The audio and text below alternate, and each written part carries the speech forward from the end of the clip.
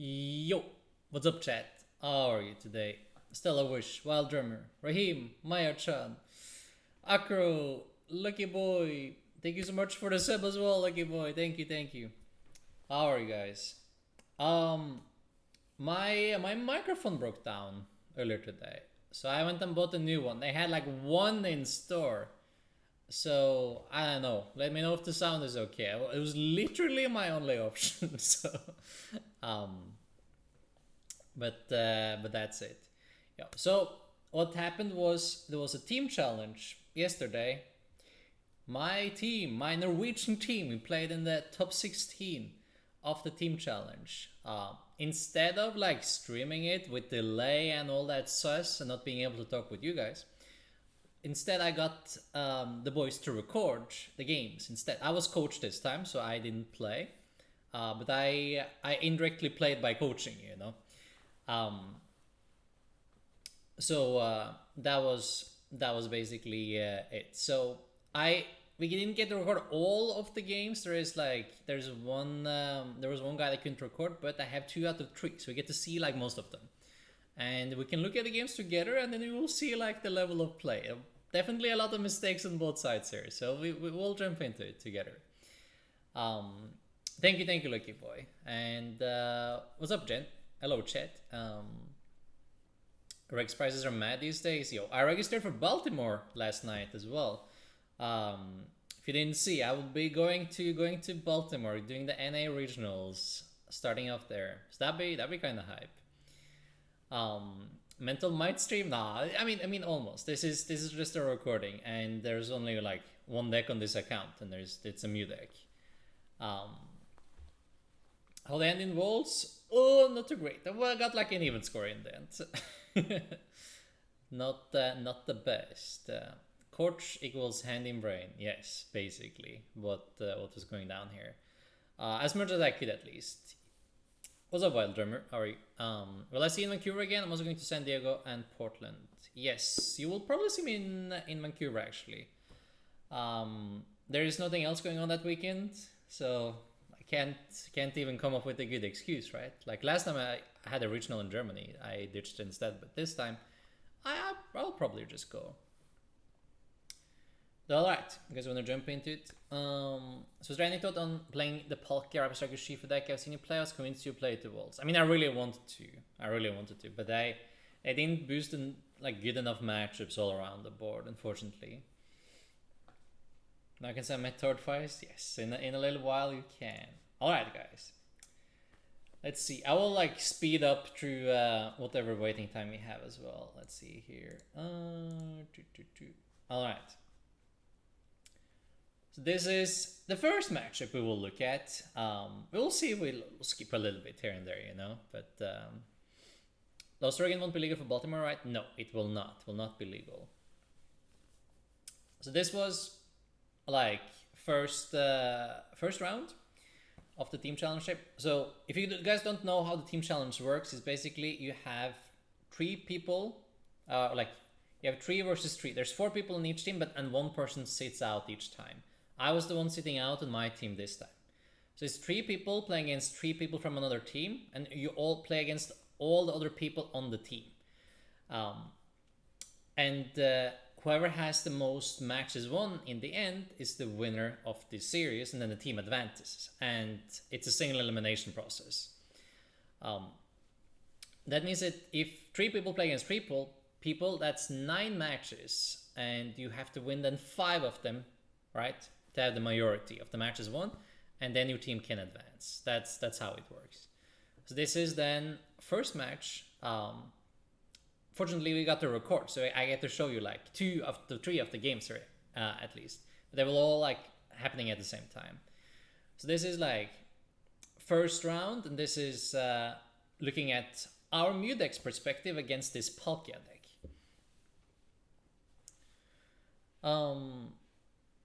You went from Big Bear to Long Glorious Flooring here. I actually booked a what was it called? Like a hairdresser tomorrow. So I'll be a little bit shorter.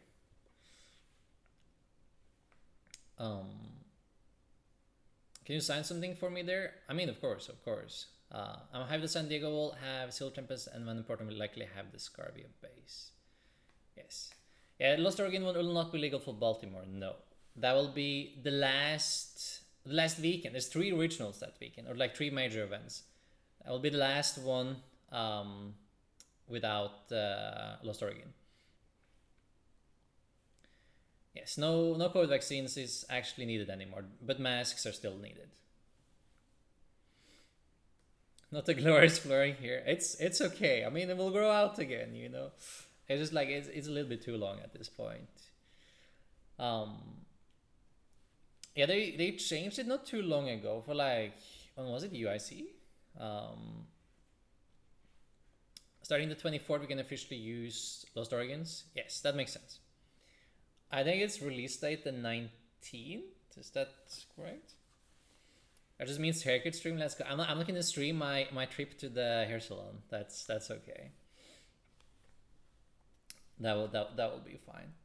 Yeah, we're playing a little bit of an orthodox Mew list here. It has switching cap, so it's kind of nice if you draw into fusion energies too early. You know, you can thin them out, put them back in deck. You still use sparkle. It's pretty nice.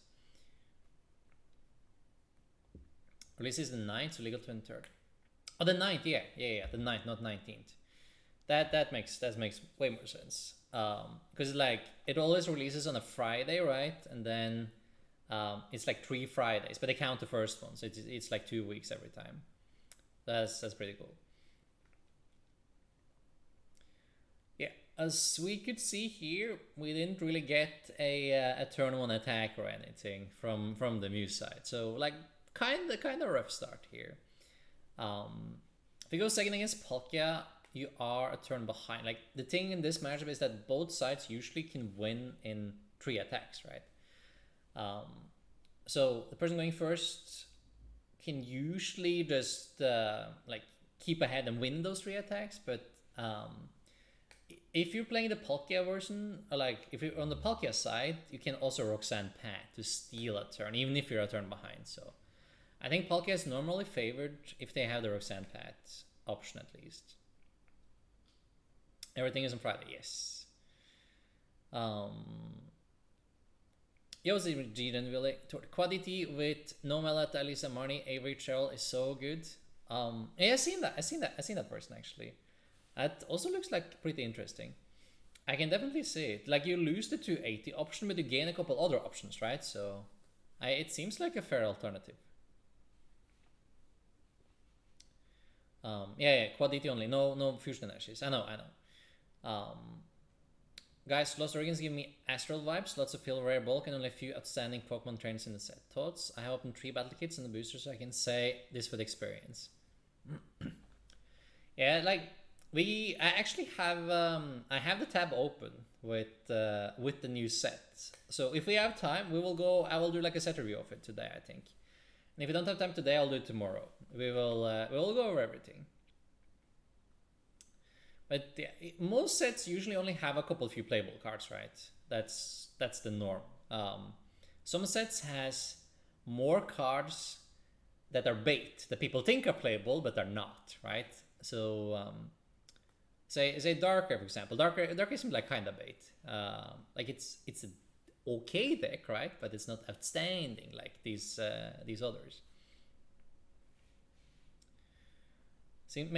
Seems like mostly just Tina and Sora for decks. I mean, even Sora is like very negotiable if it's gonna be good or not, right? Maybe Gudra, maybe. I just won a local with it. I was pretty skeptical at first, even beat Arctur Luden, which I thought would be auto loss. Now, I mean, like, you can still copy Muse attack, right? So we can still punch through. What's up, Braysar? How are you? Sandra might come up with Fantina Eldego's Sleep. Oh, you. I mean, I don't doubt it. Always something, right? Does Phoebe get around Fantina? Oh, I think so. Need to double check, but should. I'm not for Gudra the most. I mean, Gudra is kind of hyped though. Like it does something different. I think that's like a key part when you look at new cards as well. Like you have to compare them up to already existing cards and see if they in any way can compete with them, right? In terms of what they do, right? If we get a new Pokemon now that does a lot of damage to the active, I'm gonna compare it to Palkia, right? And say like, okay, how many energies do you need? Do you have energy acceleration? How much damage do you do, right? And if that's worse than Palkia, it's probably not gonna cut it, right?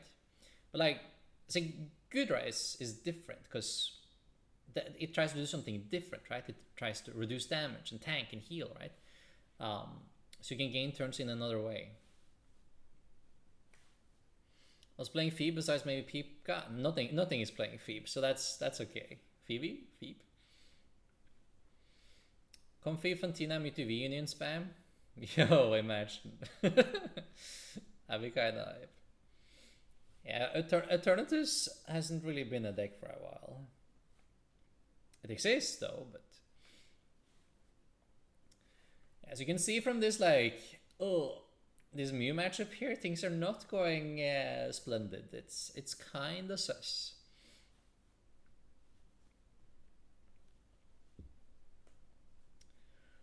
But yeah, we drew into 2 fusion energies here. So it's like normally you would want to try to get all 4 in play, right? On preferably next turn, so you can do big one shot, but that's not gonna happen here again, right?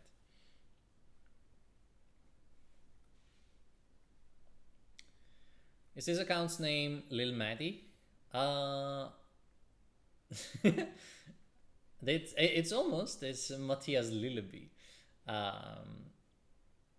So this is one of the team members, and that's his actual name too. What's up, by the way, Paper? Hope you're having a great day. I still think Regis is a top 4 deck. I mean, Regis is a pretty decent deck. Has a lot of good matchups. The main issue with Regis is still like its inherent inconsistency, right?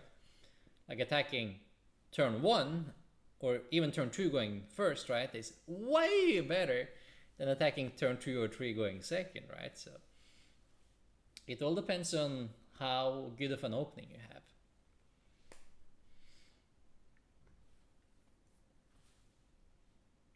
But yeah, the first game here is like going a little bit shaky. Right now there's no energy on the Palkia side of the board at least though, but like there is difficult to knock out the Palkia next turn. That's like the main issue. There's too many tablets down, and we know from the switching cap that like the top deck is a fusion energy, right? So it's gonna be hard to sparkle next turn as well. So it was really difficult to knock out this Palkia, and from there they kind of just win instant 2 attacks, which is a problem again, right? Because then you return behind again, and we're losing the turn lead here. If you're going to regionals, what would be your top 3 deck choices? My personal top 3 deck choices? I mean, it'll probably be Palkia, that's for sure. And then, like in a regional, I would like really focus on consistency. So the Vika Vault, like high risk, high reward deck would probably fall out of favor for me for that one. So probably Palkia. I could also see myself playing Arceus. Probably Arceus Inteleon. I don't really like Arceus Bibarel versions. Gives you less control, more like dump and draw engines. And also same with Mew, honestly. After I played a ton of Mew, and it's a little bit too like high variance in terms of how powerful it is. It all depends on the order of which you draw your cards, right? If you draw all the tablets too early or so on, right?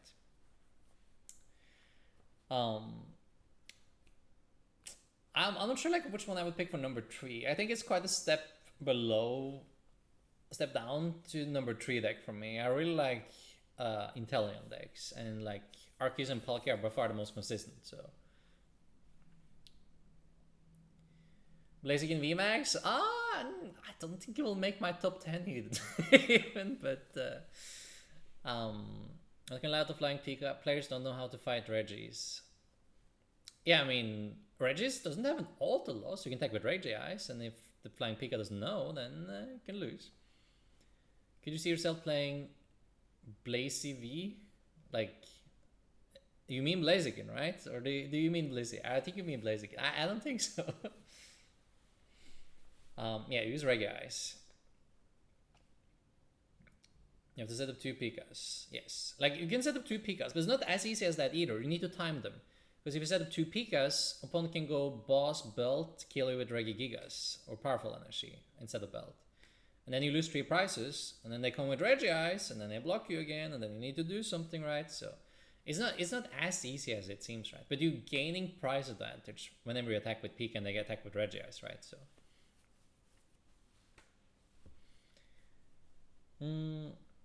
but yeah, we have the problem here because we couldn't take the knockout on the Palkia here with Mew. So now they are just going to win in a couple attacks. Especially problematic with boss. At least we try to retreat here, so we force the boss, but it's not the most difficult thing in the world. Yes, this is game 1, match 1. And here we see Leon, Belt, and One Shot and the active. So they didn't even need the boss in this case, right? And now we have like nothing to attack with. And just have to pray they have nothing, right? So game 1 going kind of south here. But I don't know, I like they made a good effort here.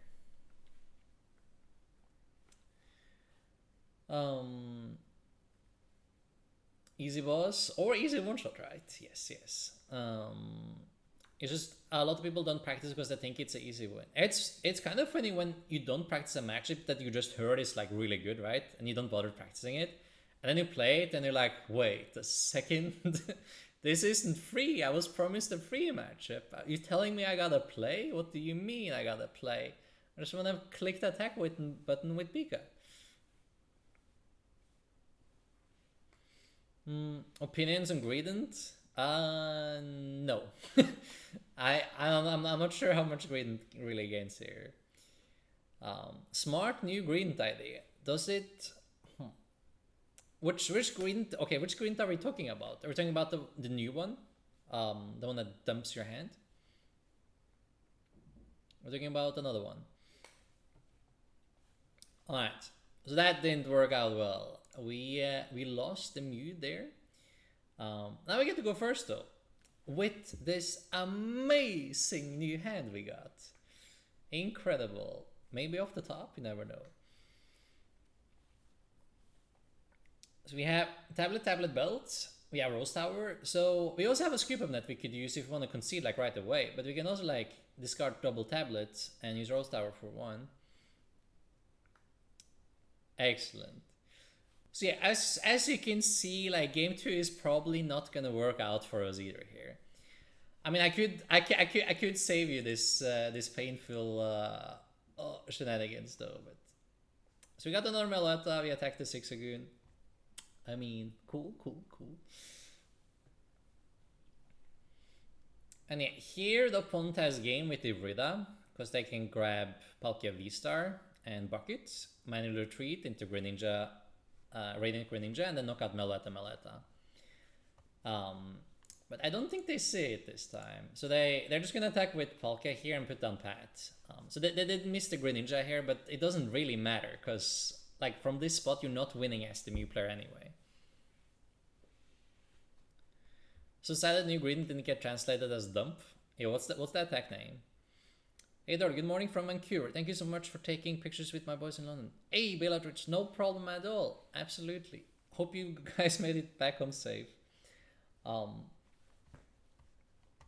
yeah, that was that.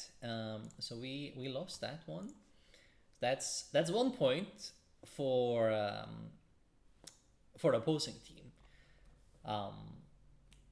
Let's see. We'll get into the other ones as well though. Let's see. We should continue on round 1. So I think round 1 it was. Yeah, this was the other round 1. I think.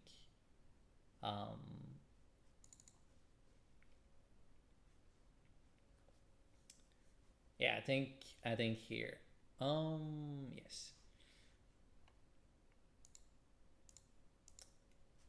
So this is what was it? Yeah, Arceus Inteleon versus Reggie was this matchup.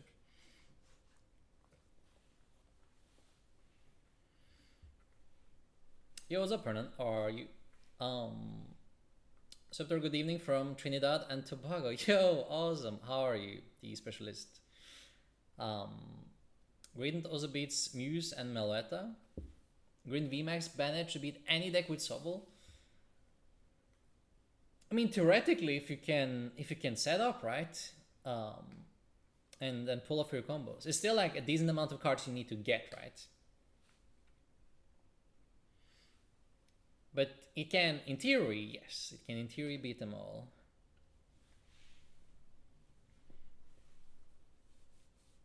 My pre-release final had my matchup tanking the new Dump Gradient attack. It's a scare attack for 2 colors though. Nobody's looked at Bennett Gradient Inteleon.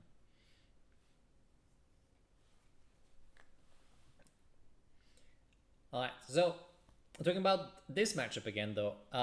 Arceus versus Reggie. It is a pretty solid matchup for Arceus if it runs Dunsparce, and luckily it does. So Dunsparce is gonna be key here. There's one Dunsparce and there's also one Rod to shuffle Dunsparce back in should they snipe it. Regieleki can poke it on the bench, which is annoying, but it's not a crazy big deal.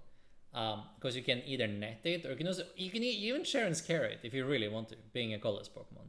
You can also Big Charm it, so that it can tank 2 hits as well, and then you can heal it after.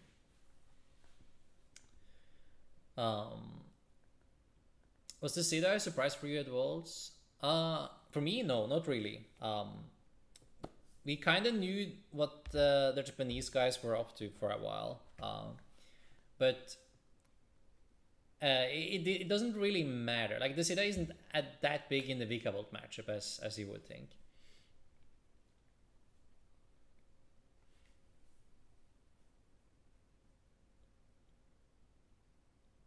Dunsparce is good in case people bring Desi still, also for Reggie. Yes, I mean, I think Dunsparce deserves a little bit of attention again in Arceus, because like people really want to take advantage of it not being there, right? So I think it kind of deserves a spot back in. On by using Chair and Rod, etc. Yes, exactly. I think Sparse doesn't auto-include in Arcno after Worlds. I think it's definitely way safer to include it than not, I think.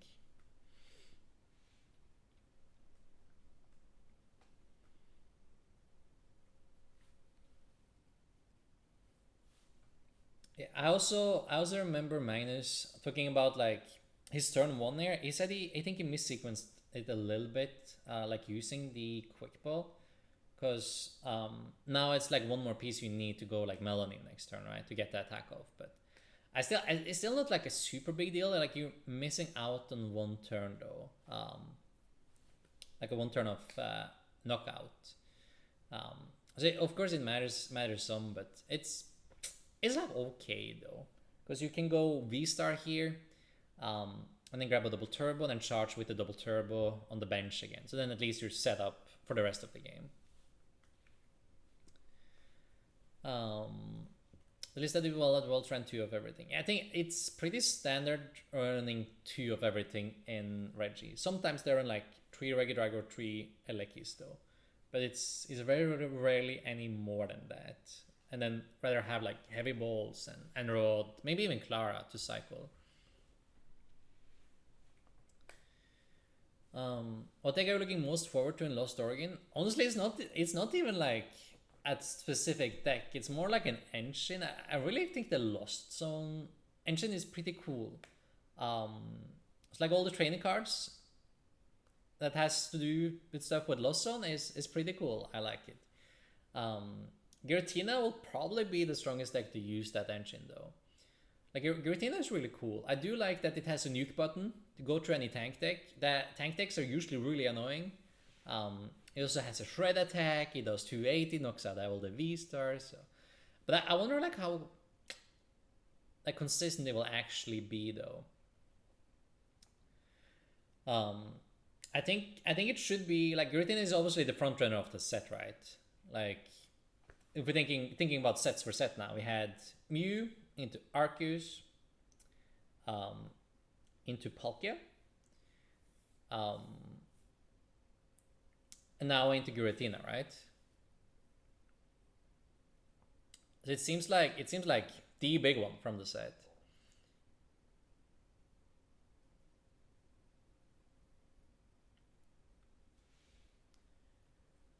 Going into Lost format, do you think our Intel with Radiant Guardi and Lake because they has any legs as an even tankier version that still can beat the things looking to hit exactly 283-10?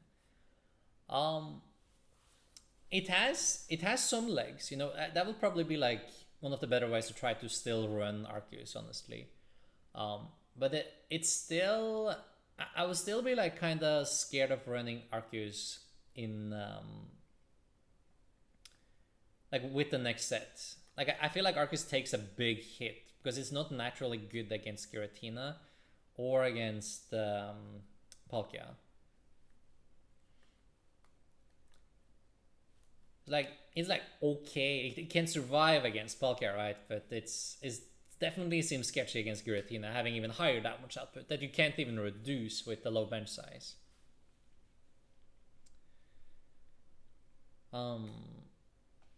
Rainguardy is going to be a must have to deal with Tina. Tina hits numbers 2 easily. It's true. But there's also your Radiant card, right? And it also gets turned off by Pat, so it's not invincible by any means. It's going to struggle against single price decks though, right? Like Giratina? Maybe. Especially on its own. You need like alternative attackers, I think. You can't just have Giratina. But like if you have the Lawson engine, you can actually energy to anything, right? So that's pretty cool.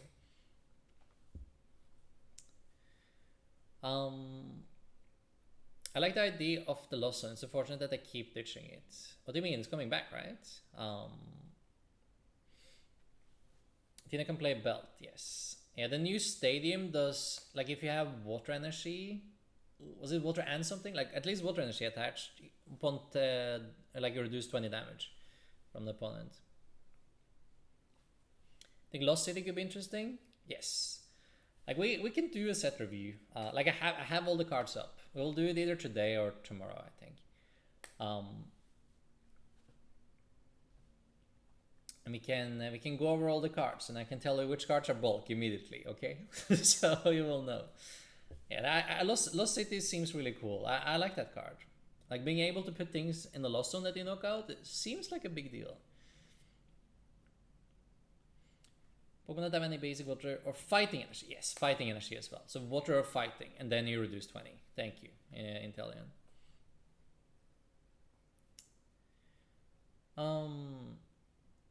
Arc will take a big hit when EXs come out because they will slowly phase out weak Pokemon in which Arc partners with.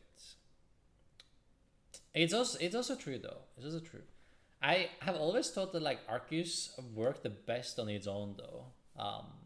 Even though you can have a lot of partners with Arceus, it's just feels so smooth playing it like solo, you know.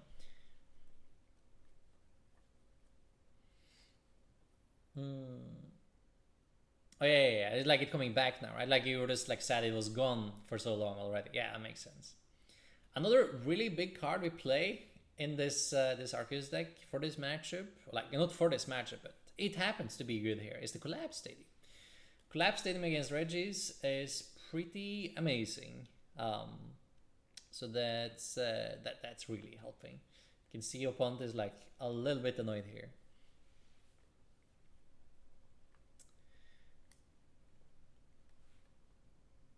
Yo, what's up, Baron Corvo? Hope you're doing amazing today. Yo, thank you. Hope you're doing amazing today as well, Baron Corvo. Quad Arceus, I've been using that a lot lately. Yes, I mean it's pretty good, you know. It's pretty good. Does Palkia ever play like Arceus then? I don't think so. I don't think it does enough for Palkia. Like it could technically, but I don't think it's needed. like it seems too niche. It's probably better to put out a training court to use Greninja an extra time and draw 2 more cards, right? Or put down your Pat so you can block off that Gardevoir trying to get your opponent to survive a turn, right? So probably doesn't matter, just wondering. Yeah, makes sense. I think the opponent is missing the attack here, which is, you know, pretty big deal, because then I will be 2 turns behind, and yeah, I can heal more, and yeah, looking pretty hot here. I don't know, it's just like such a big deal having Dunsparce in this matchup. If we didn't have the Dunsparce, it would be like a whole other game, you know. It'd be so much more difficult. Not gonna lie, Regis without trekking shoes is better.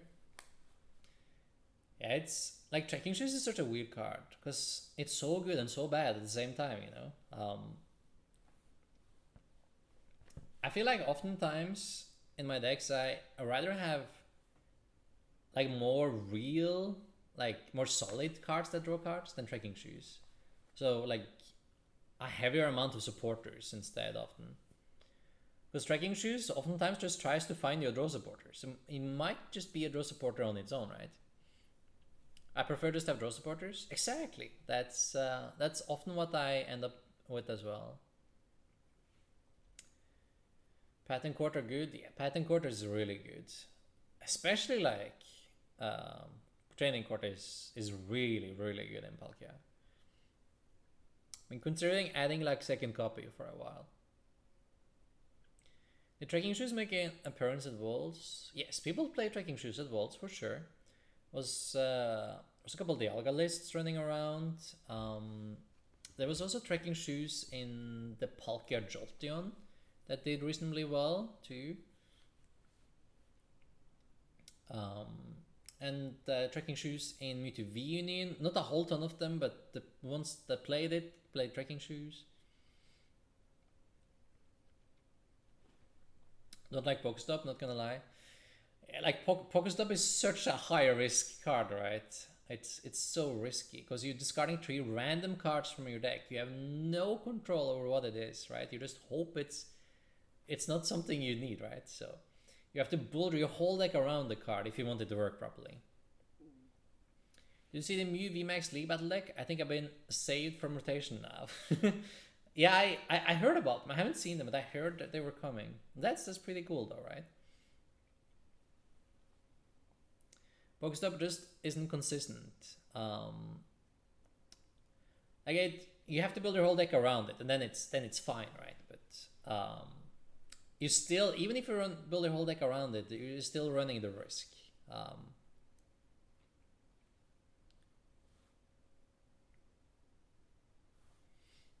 Is it Battle League or World Deck? Because Battle League is when legal. It's Battle League, right? Yeah. No, not the World Deck. Battle League deck. 2 Mew with 2 Genny. So if you buy 2 of them, you get the whole deck, right? you just need to buy two of them. Isn't that like how it normally is? You get like half as many as you preferably needed. Lady is gonna be so OP. Like think of Waterbox decks, Shadow Rider, OP. Nah. I think I would chill in on the Lady hype. I'm gonna be honest.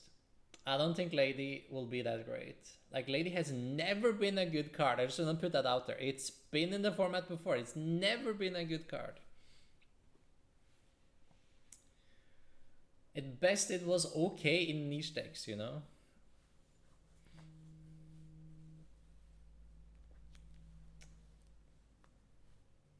Calling me. Okay, well there. Lady is okay in team. Yeah, Lady is okay in team. That's fair enough. A Alolan Executor. I don't know. Like even in Executor, I'm not sure, man. Best single price deck. I mean, I also think like that deck was like kind of niche. It was okay though. Do you see Stefana's Pokestop Cross-Seaver Dialga list? I did. It was kind of cool. I like a kind of cool concept. I'm not sure like how much you actually gain from it though. So it's still a Dialga deck, right? At the end of the day, which brings a whole lot of snowball one way or the other.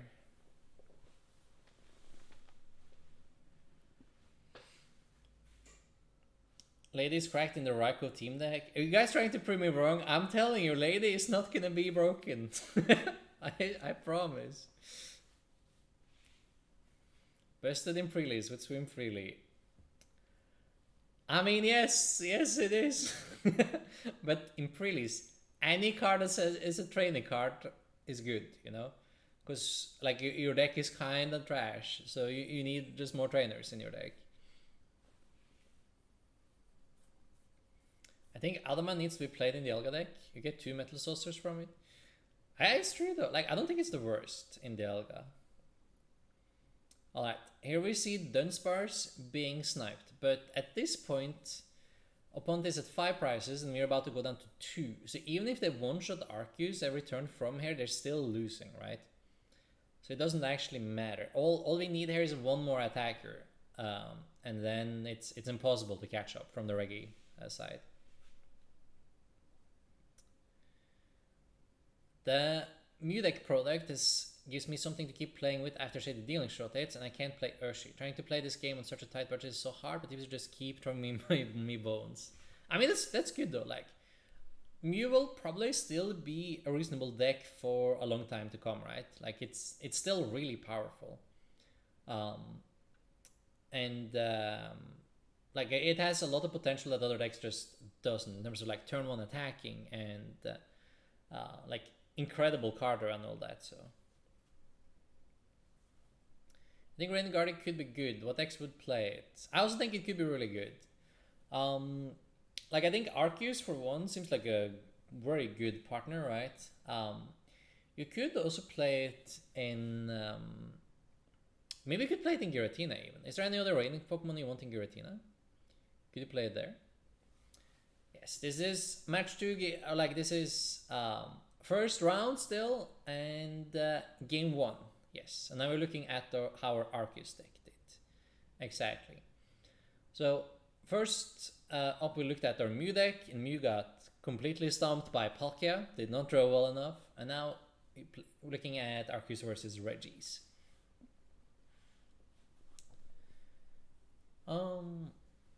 Alone Dugtree deck that need Lady? Yes. Okay, so niche card in niche deck. Exactly, right?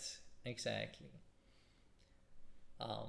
It's probably niche and rogue, but that Nuclear Fairy is an interesting sign. You can excel 9 basic energy in 1 turn with abilities and switch cards. Then you bench Rudy V and obliterate people one-shots. I mean, it's true, it's true. I think that could like be like almost a real deck. You can even net and you can do even more than 9 basic energies, which is like pretty cool. Theoretically. Yeah, I don't know what other rating Tina needs. Yeah, I don't know either. You can probably play it in there. That seems very reasonable. And then you play the mirror and you need some sort of modifier in play, right? Like pat, belt, not something. I don't know. I'm really curious about Giratina. Giratina seems kind of cool, but mainly so the Lost Zone engine seems nice. I just like wonder how easy it will be to discard all the things in Lost Zone, and how much it will hurt you, right? Because it will hurt you discarding 10 cards in the Lost Zone. that's a lot of cards in the Lost Zone. So.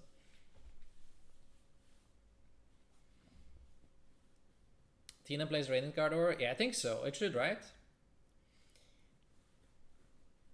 Because you don't need any other Radiant Pokemon in there.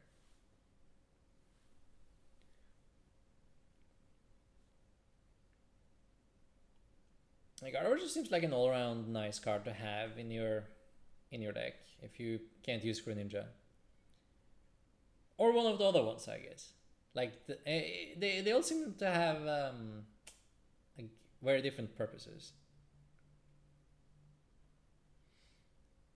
Yeah, otherwise the mirror match is a one-shot fest. It's probably still a one-shot fest, let's be real, but it adds like at least one extra little layer in there, so that's cool.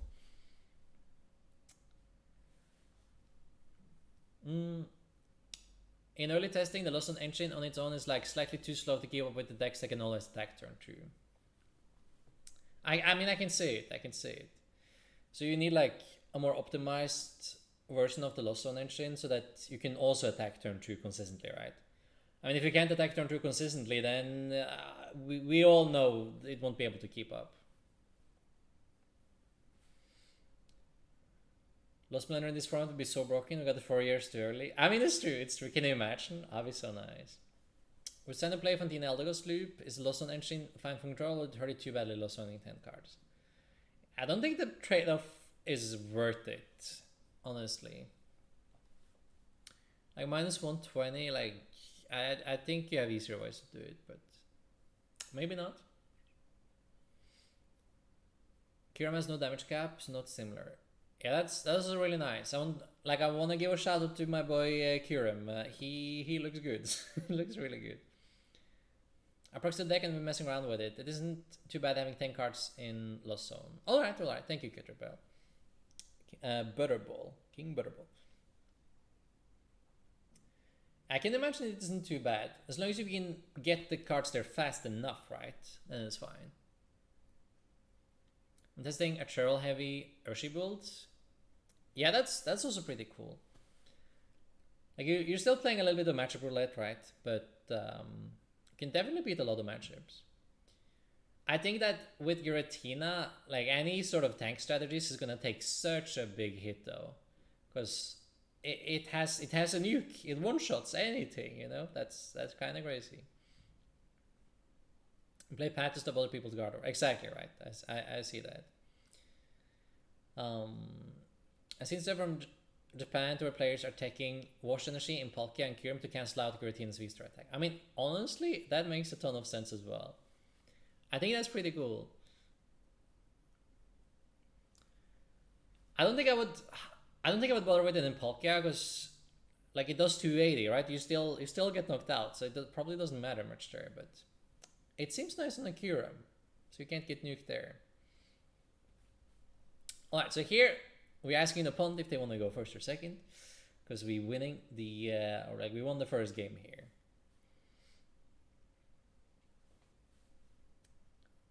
Two prizes over three prizes? I mean, usually yes. Are there team challenge champion playmaps? Yes, there is actually. Right now, if we win this round, you know, then the whole team gets top 8 mats.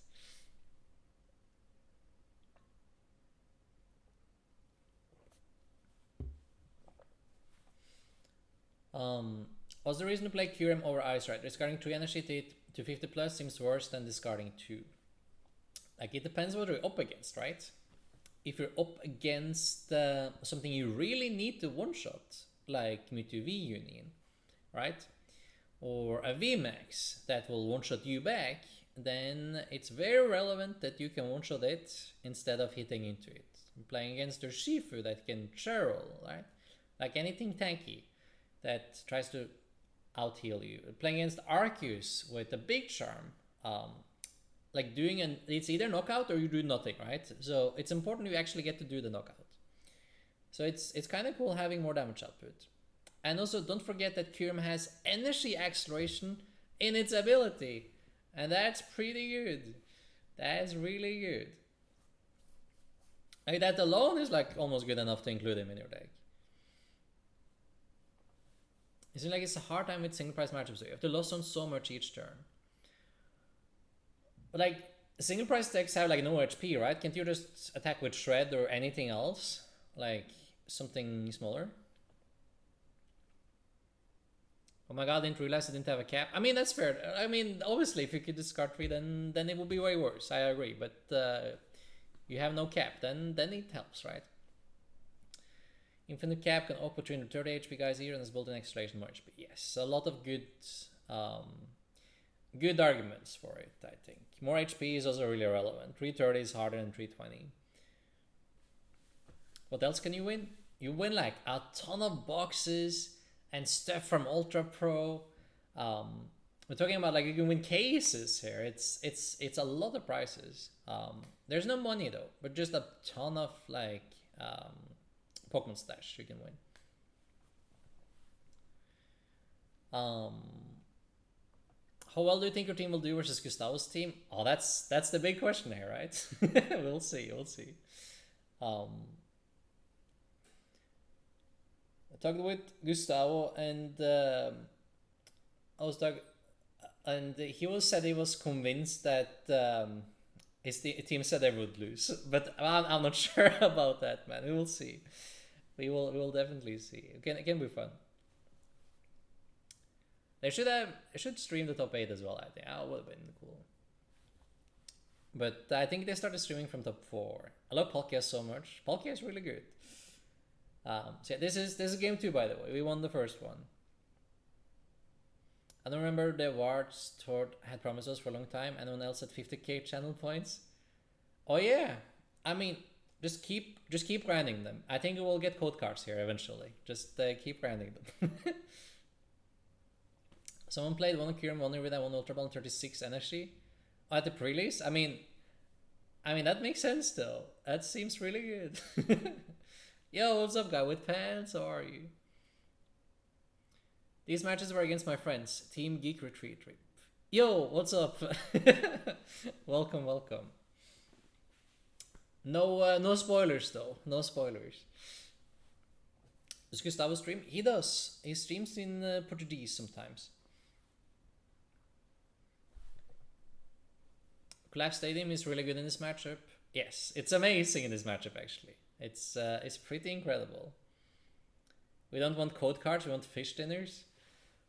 How many channel points would you have to get to be invited to mom's fish dinner? I wonder. What's the cap at? Think 36 energy Kyurem on a pre-release? I mean, I don't doubt it. That's sounds pretty good. Make everyone take 30 million so deck out big brain. But like honestly, the like going solo with the V or VMAX or whatever has been way worse since they introduced like the pre-release kits where you get like a real deck. Like when you only open the packs, this strategy was almost guaranteed to win every time, right? But when you get like this real deck with some trainers and some like real stage 2s that do actual damage, then it's definitely harder to like solo your opponent with one Pokemon.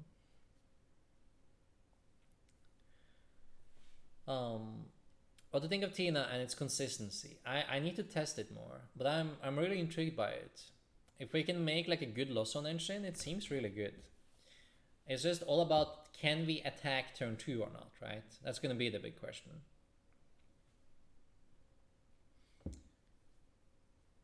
I think the cap is 999, so a million. Can't wait for the Tina testing streams. Tina plus Torton is broken. Plus Torton? Okay. What's the engine though? Like I wonder what you pair with it. I'm also really exciting for testing out Tina. That will be really fun. And also some of the other more like niche Vs from the set. I think we'll have a lot of fun. The point of the deck is to use its ability for practically guaranteed energy Axel, but that's also low. Wait, which card are we talking about? You can attack turn 2 easily with Torton and Galarian Articuno. Oh, so you fuel it that way.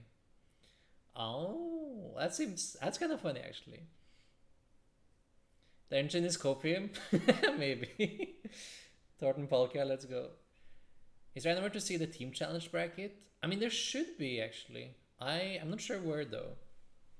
I might just be like hidden behind in the Discord server they have. I'm not sure if it's actually public, is it? Giratina is strong, but the Lost Zone stuff is slow. You can get 7 in the Lost Zone by turn 2, but it's hard. Band helps with it, but you need to maximize Comfy usage, which can be hard to do. Like you have, I feel like if you use the what's it called, like the Lost Vacuum or something, and you vacuum your own stuff like a tool or a stadium, that's 2 cards in an item, right? That, I don't know, maybe you're just like more focused on that one.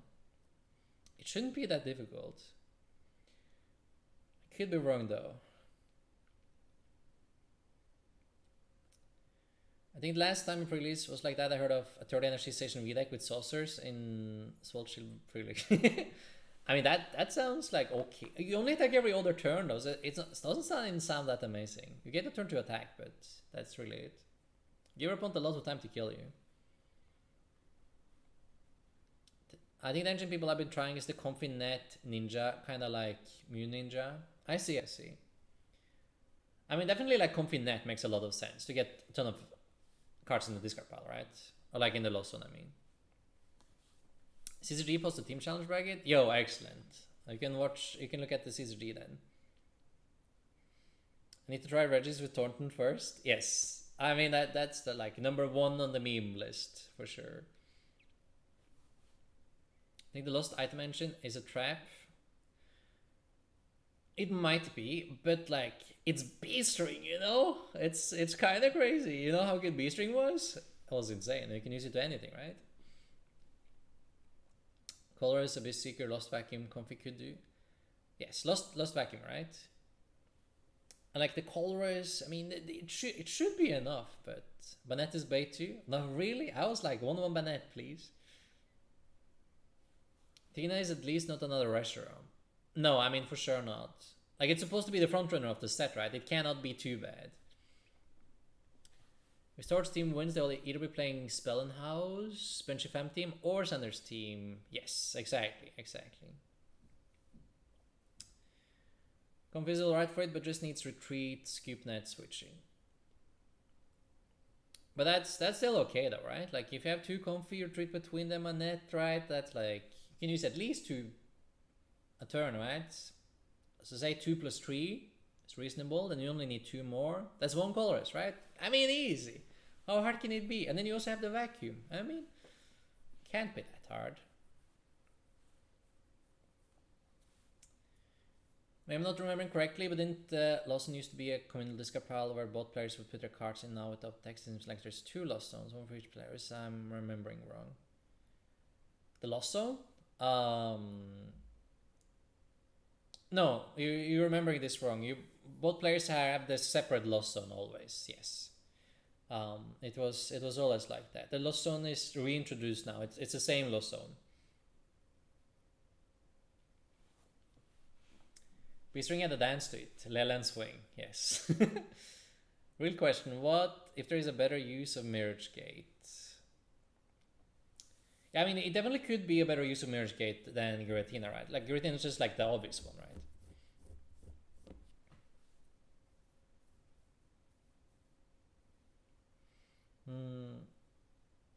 Wasn't thinking Amazing Rare Charm, but maybe. Testing Rare Charm, it's pretty good. I mean, okay. I mean, it can't be that bad, right?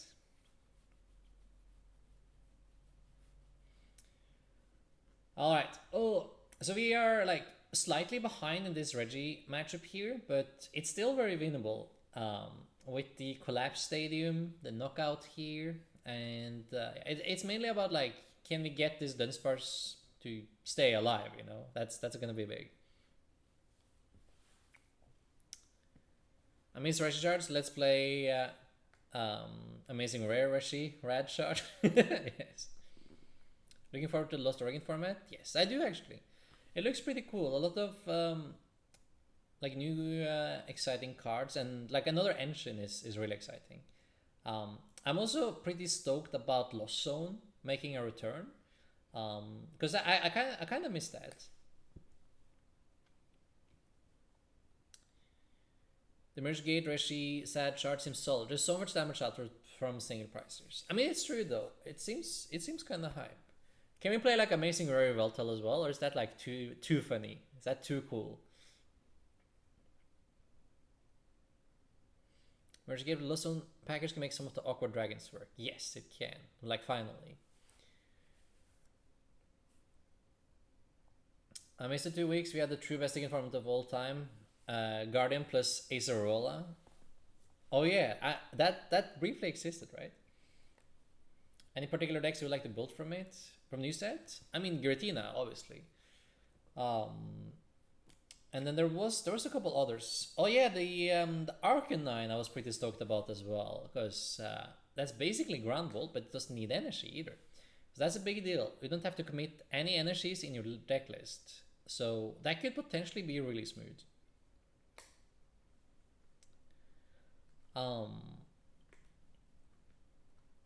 It looks like the next set has no loss on mechanics, so it's not going to be an ongoing team. Oh, really? It would have been. I think it would have been cool to like dive a little bit deeper into it. But I guess there's a lot, like a decent amount of lost zone cards here. So, but I would have liked to see even more, honestly.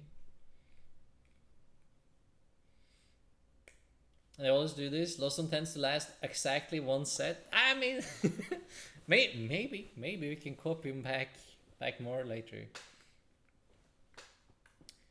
Do you predict Giratina will be tier 1?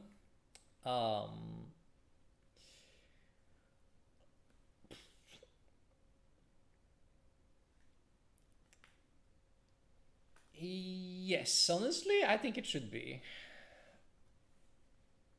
It should probably be tier 1.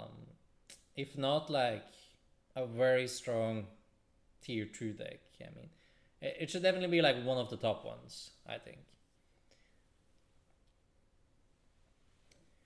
Because it seems to play pretty well into a lot of the decks in format. Like, it might not do great against single price decks, but it probably does really well against any V-Star deck because of the damage output, and having a nuke attack is really big. So it's just about like how consistent can you make it, right? That should always be the downfall here.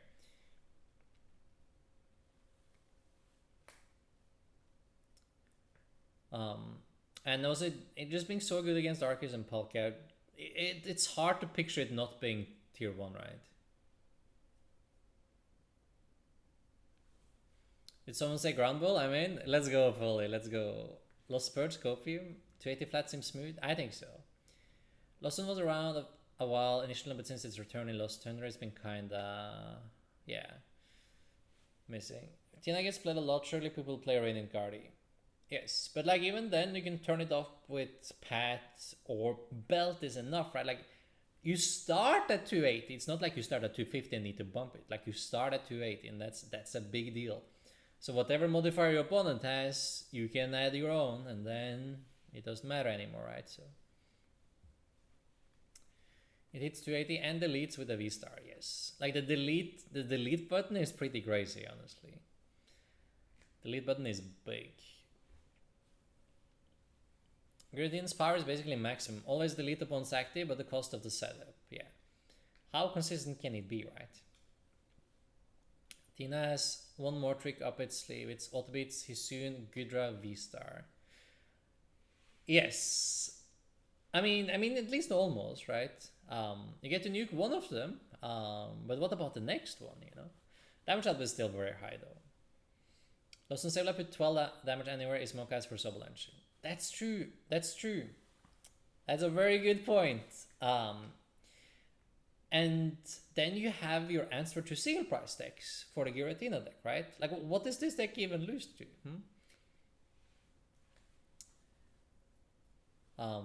Weapons meta recently has just been nothing but Tina and Palk. I mean, I can see it. I can definitely see it. Like Palkia, Tina seems really good, and then Arceus falling out of favor just because it can't properly deal well with any of these other two decks. Confinet might feel like Yarachi. Maybe, we can hope. Energy conservation is Giratina's downfall, honestly.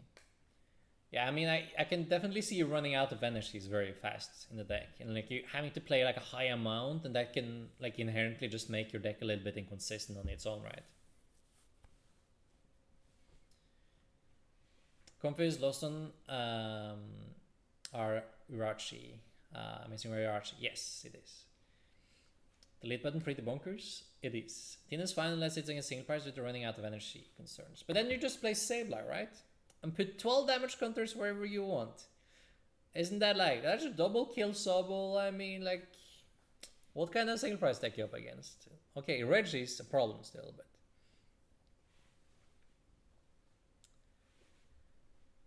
I think the weakness is Mill. It gives Mill a good out. Okay, the Durant lovers rise in chat. Sableye, Tina V even gets shred. Yes, you get shred, you can go through Miltank, you know, it's like, seems pretty good. Cram, tweet for free will help against single price. Well, that's also true, you get the cram, so you can always attack for free. 110 isn't good enough? I mean, depends what your opponent has in play. Kills a lot of stuff still. It's a water, right? So kill the shard. Can't you just play the Lost? What's the stadium? Lost World? No, not Lost World. Lost City? And when you play against the single price deck, you just put them in the Lost Zone. Play against Regis, put the stadium twice, kill 2 of the Regis, see ya. Right? I mean, I have no Regis left, can't attack anymore. That's pretty sick, right? How will Reggie survive Lost Zoning the Regis? Can someone tell me that?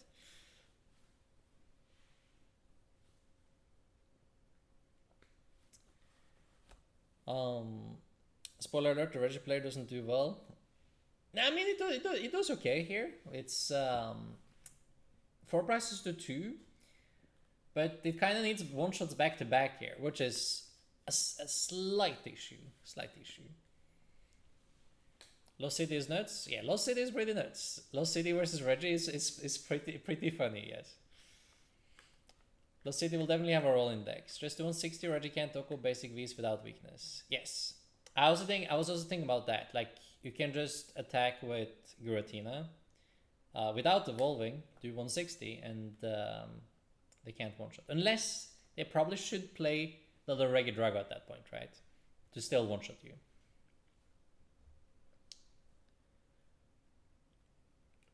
Lost City Sobbles or even Radiant Charge. Yeah, that sounds pretty good.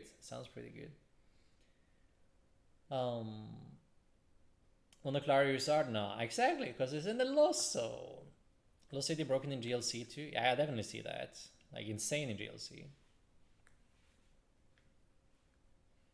Kill 4 Lunatunes, will don't need to win the price race. Also true. Honestly, if anything, single price decks seem like mega sus, because you usually want to cycle them, right? And if your opponent is spamming Lost City and like deleting them, what do you do, right? But maybe you don't like want to bother with that many Lost Cities.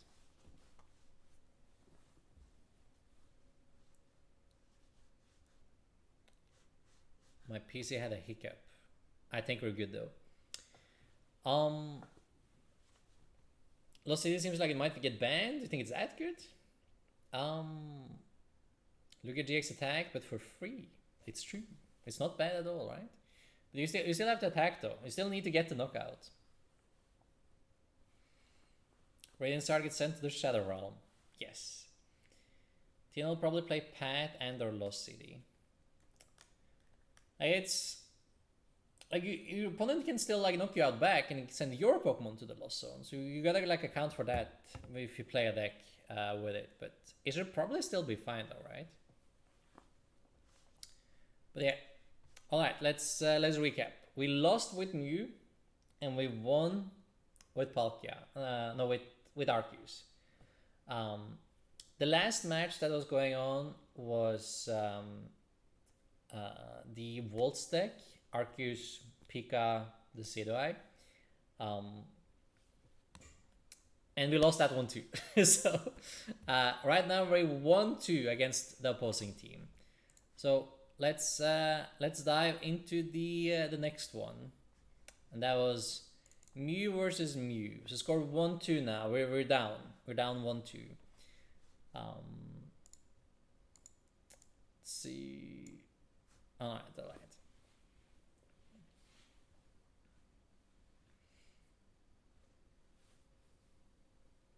Lost City versus Radiant Shard? Yes. I would just like to sit down with Creature Sync and have a chat. Yes. Serena gets 2 cards with full arch.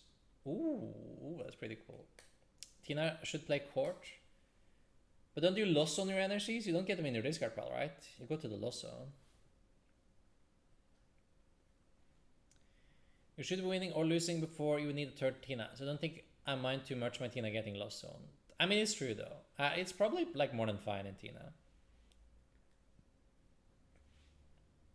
I mean, this is a less than optimal opening, especially going second. We will see what the top deck gives, you know?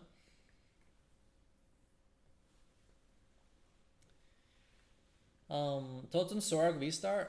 I was like initially really hyped for it. For Zorak, I thought it would be like really strong. Because you have all the tools that Arceus has basically, but again, like it has potential to do a lot, but it's about how easy is it to accomplish this sort of board state, right? And yeah, it can be difficult. Match score right now we're 1-2 in total. Opponent's team is up 2 and we have 1, and that was the conclusion of round 1. So now we're in round 2 with new opponents. So now this is Mew versus Mew. So now we need to bring it back somehow.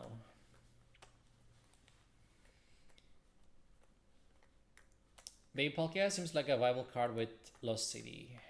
What does the Baby Palkia do again?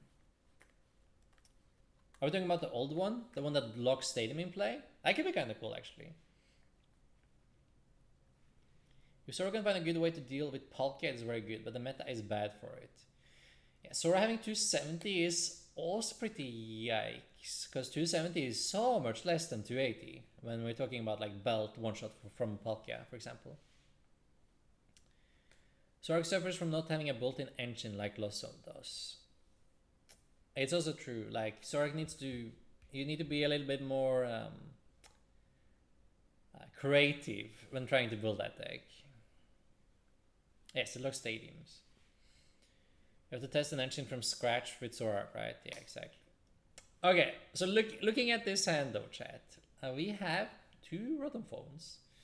So not a whole ton going on here, unfortunately. We could put an Ultra Ball on top, so that next turn we can draw a couple cards. Do you like just play Gengar stuff with Rosa Borders? Wondering the best way to play Zoro. I'll definitely like theorize a couple of deck lists and we'll test them together. But we'll see though. Is this video 10 minutes long? Yo, no leaks, no leaks. This video includes both games or all 3 games, depending on how you look at it, but no leaks. What's the max score right now? I told you, it's 1-2. 1-2 in matches. So opponent up 2 matches, or like have 2 points, and we have 1. And it's best of 9, so first to 5. So if we lose 3 more, we're out.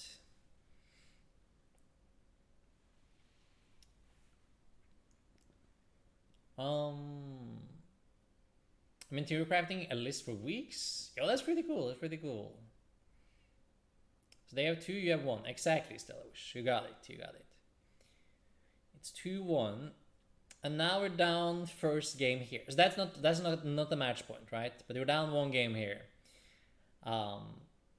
We got Organisect KO'd. I have a feeling Matthias is going to lose this game. I mean, he did. he did. But will he lose the match? That's the question, right? Is this game 1, match 4 that just ended just now? Yes, exactly. Oh my goodness. Okay. We will jump into next game. We're also choosing to go first here. So that we can evolve first and attack first and everything. Yo, what's up, Dean? How are you? To be fair, he deserves it for using that escape rope artwork. I think so. Alright, we got the VIP pass opening.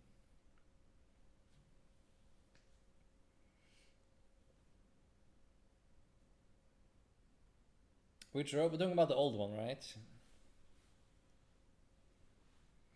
Instead of the yellow one.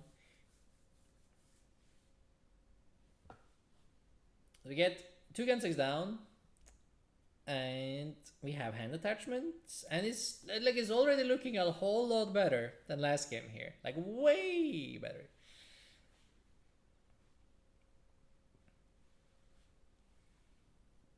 We're playing in Team Challenge, yes, and this is a recording of the top 16 match that we are casting over now.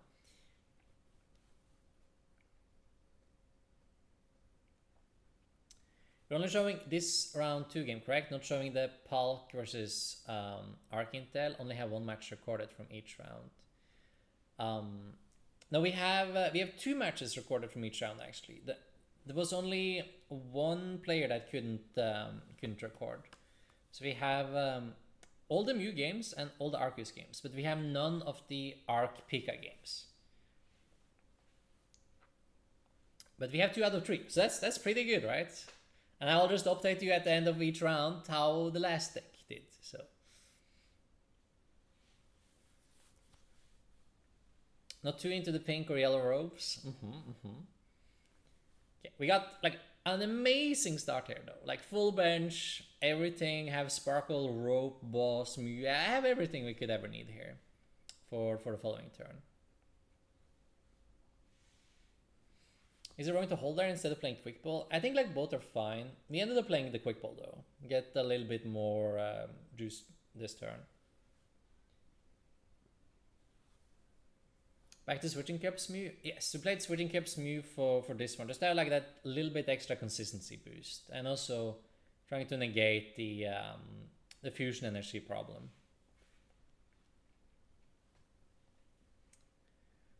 Okay, I won't say what happened in the Arc Intel match. Yes, you should. You can wait. You can wait with the explanation here.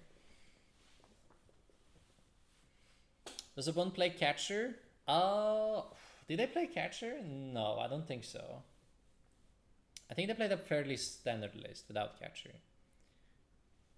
It's my fault you don't get to see the ADP games, but you're not missing much garbage deck. I mean, like the deck was like decent, right? Right, Schnips? It was okay. Yeah, I don't think they played catcher either. Opponent did not play catchers. No, I don't think so.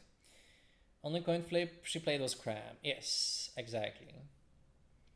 Isn't it risky not mention another one price? It leaves the Rope plus Mele's Echo play open. It is true though.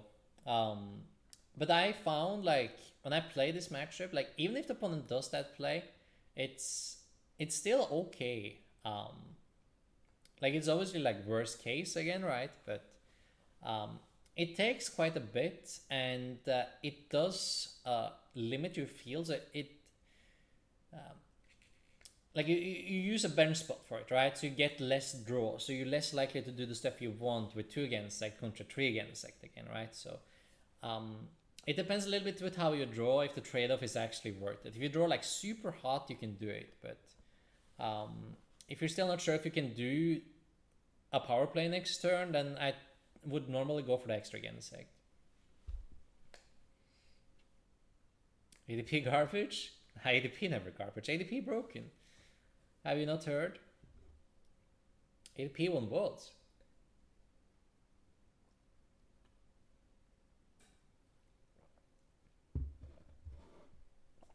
ADP definitely really good against Palkia though. We learned that.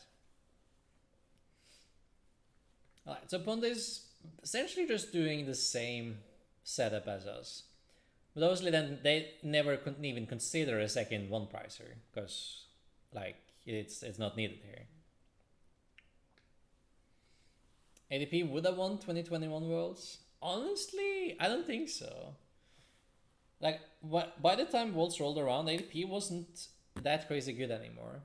Like it won at the same pace as these other decks, but these other decks could roll it over. Like the GX deck wasn't like that big a deal. It's fine. ADP won 2022 Worlds. Exactly. It won later. Slightly different, but you know it won.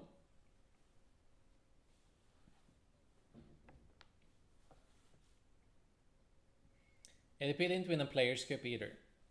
I mean, that's also true. It really didn't win a whole ton.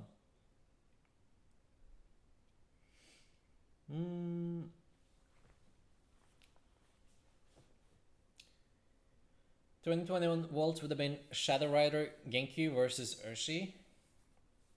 Actually, yes, it probably would have been, right? I think that was about the time of the format Worlds would have been, right? Will you be going to every SP and regionals in Europe this year? Bilbao seems really annoying to get to. Bilbao is like super annoying to get to from Norway. So that's why we're going to Baltimore regionals instead. Hey. I'm going to Baltimore because those means I can stay a little bit extra, and then I will do the Peoria regionals as well. So I'm doing like both the NA regionals at the start of the season instead of doing Bilbao.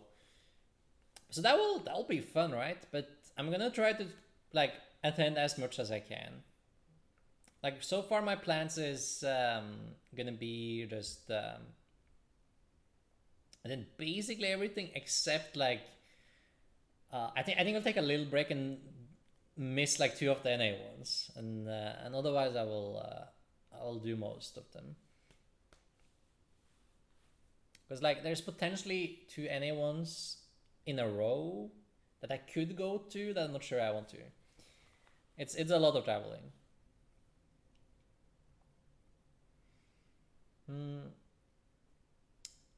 ADP could maybe won 2020 Worlds, but 2020 I agree with Chica. Egger would have won 2021? Yeah, maybe. 2021 Worlds would have been won by Mewtwo. Either Grass Mewtwo or Dark. I know, like Dark Mewtwo was like so-so, wasn't it? It was really good, but it could also like fall on you. I kind of like Grass Mewtwo though. Like I really like Grass Mewtwo actually. I play that a lot. Grass Mewtwo was pretty pog, right? Depending on if EVO Skies was legal or not, people may have broken number in VMAX being in the form because Bright Look do be a very good ability. It was okay. It was only okay. Missed some of the banger decks from last year. Never thought we would hear that. Dark Box with Will GX and Emerald Darker was very good. Yes. That was a really good deck too. Miss Dark Box, play that for Pog 21. Wasn't Dark Mewtwo Brick City? It was. It was really powerful, but it was also Brick City. Had the tag engine, best engine. It didn't break that often. You had tag stuff. I don't know, like I felt like the Grass engine. That one was consistent, but the dark one was a little bit more sus, like in terms of consistency. But it was really powerful, of course. All right, like look, going back into this Mew game though, if we devotorize back to this, we will see that we're up 4 prices in the mirror. So I'm pretty sure we got this one locked, but could be wrong. Probably not. Okay, so we grinded it back here.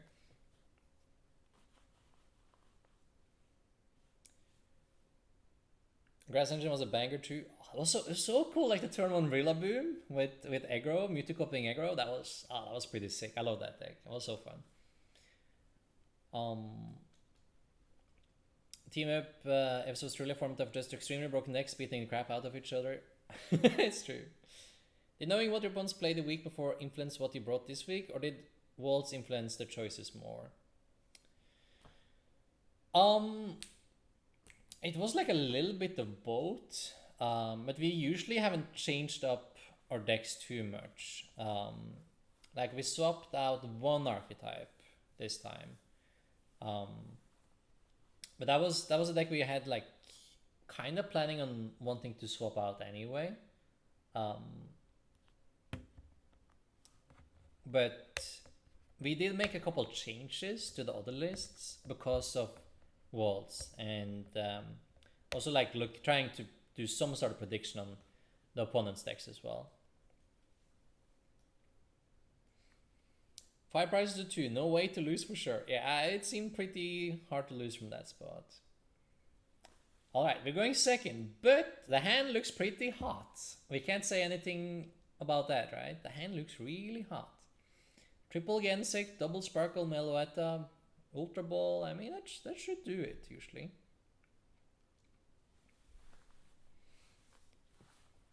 Do you have a favorite deck going into Baltimore? I don't think ADP without Jolton is that bad for Palk Intel. Yeah, I also think that it's usually like if Palkia plays well and draws well, it's a pretty even matchup. Like then it's basically just like who wins the flip. I think Palkia going first is even favored if the opponent isn't playing Jolteon. Because it's so much pressure on the Pikas. You need a very good opening going second if you want to compete with Palkia most of the time, depending on the lists as well, of course. But like a good Palkia list should be able to win most of the time there. I think I really like Palkia. It's a very consistent deck. I might just play Palkia. We'll see though. I think like either Palkia or Arceus and Talon would be like on top of my two playlist right now. Okay, Palkia going first is favored versus Jolt. Yeah, I mean you can argue against Jolt, but if they don't have Jolt, you're definitely favored, right? Going first is Palkia. But against Jolt, like you have Greninjas, you kill the Eevees, and then they have no Jolteon, right? So it's, I think it's fair.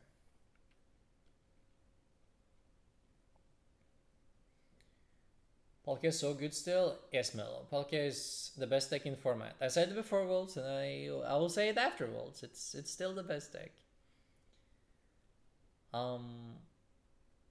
Palkia wins in 3 KOs and AP wins 4 KOs, assuming no boss and you have to kill Ninja. Yes, exactly, right? And then Palkia even attacks first, so I mean, pretty crazy. Old Arc Pika went first in game 1 and 3 in Worlds. If they went second, I bet you the outcome would have been different. Yeah, I mean, it could definitely be, right?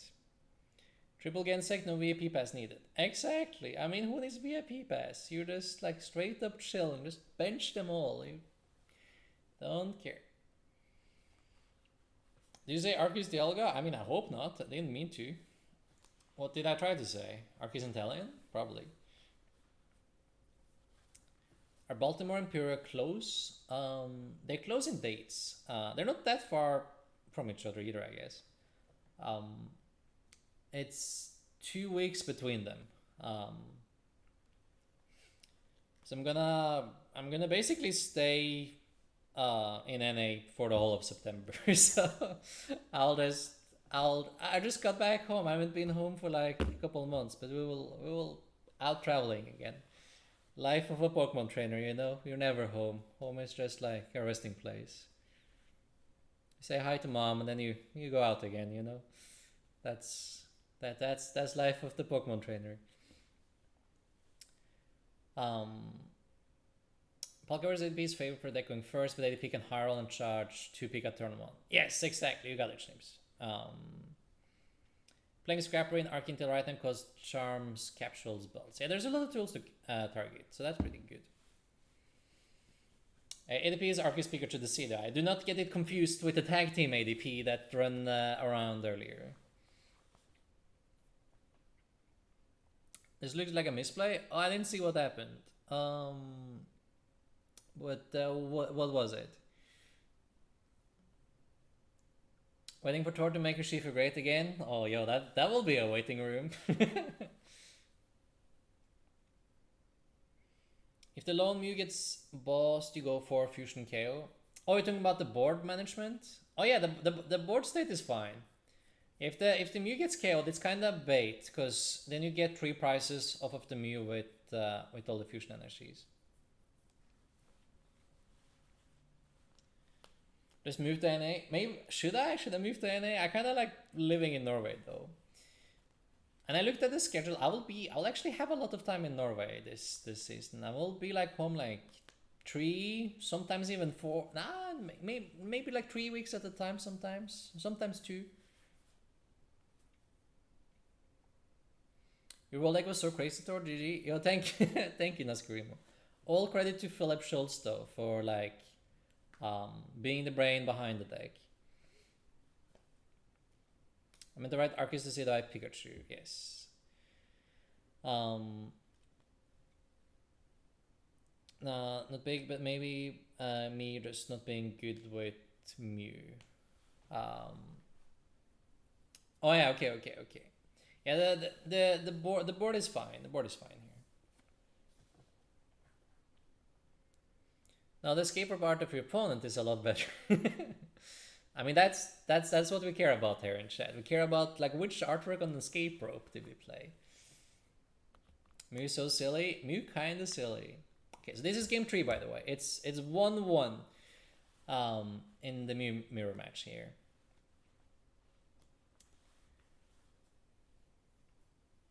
This is the deciding one. It matters? Of course it matters. Of course it matters.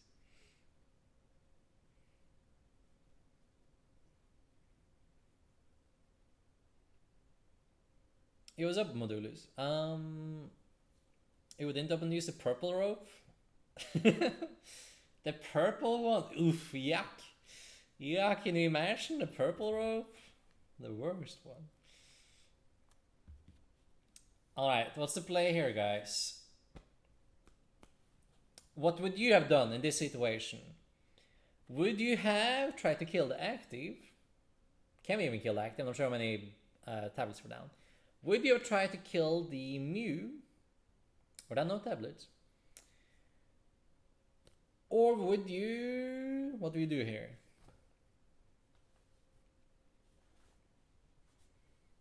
New Taylor Swift album coming out. I think Tor is a big fan of Taylor too. I mean, I can listen to her. I don't think I would like run to a concert though.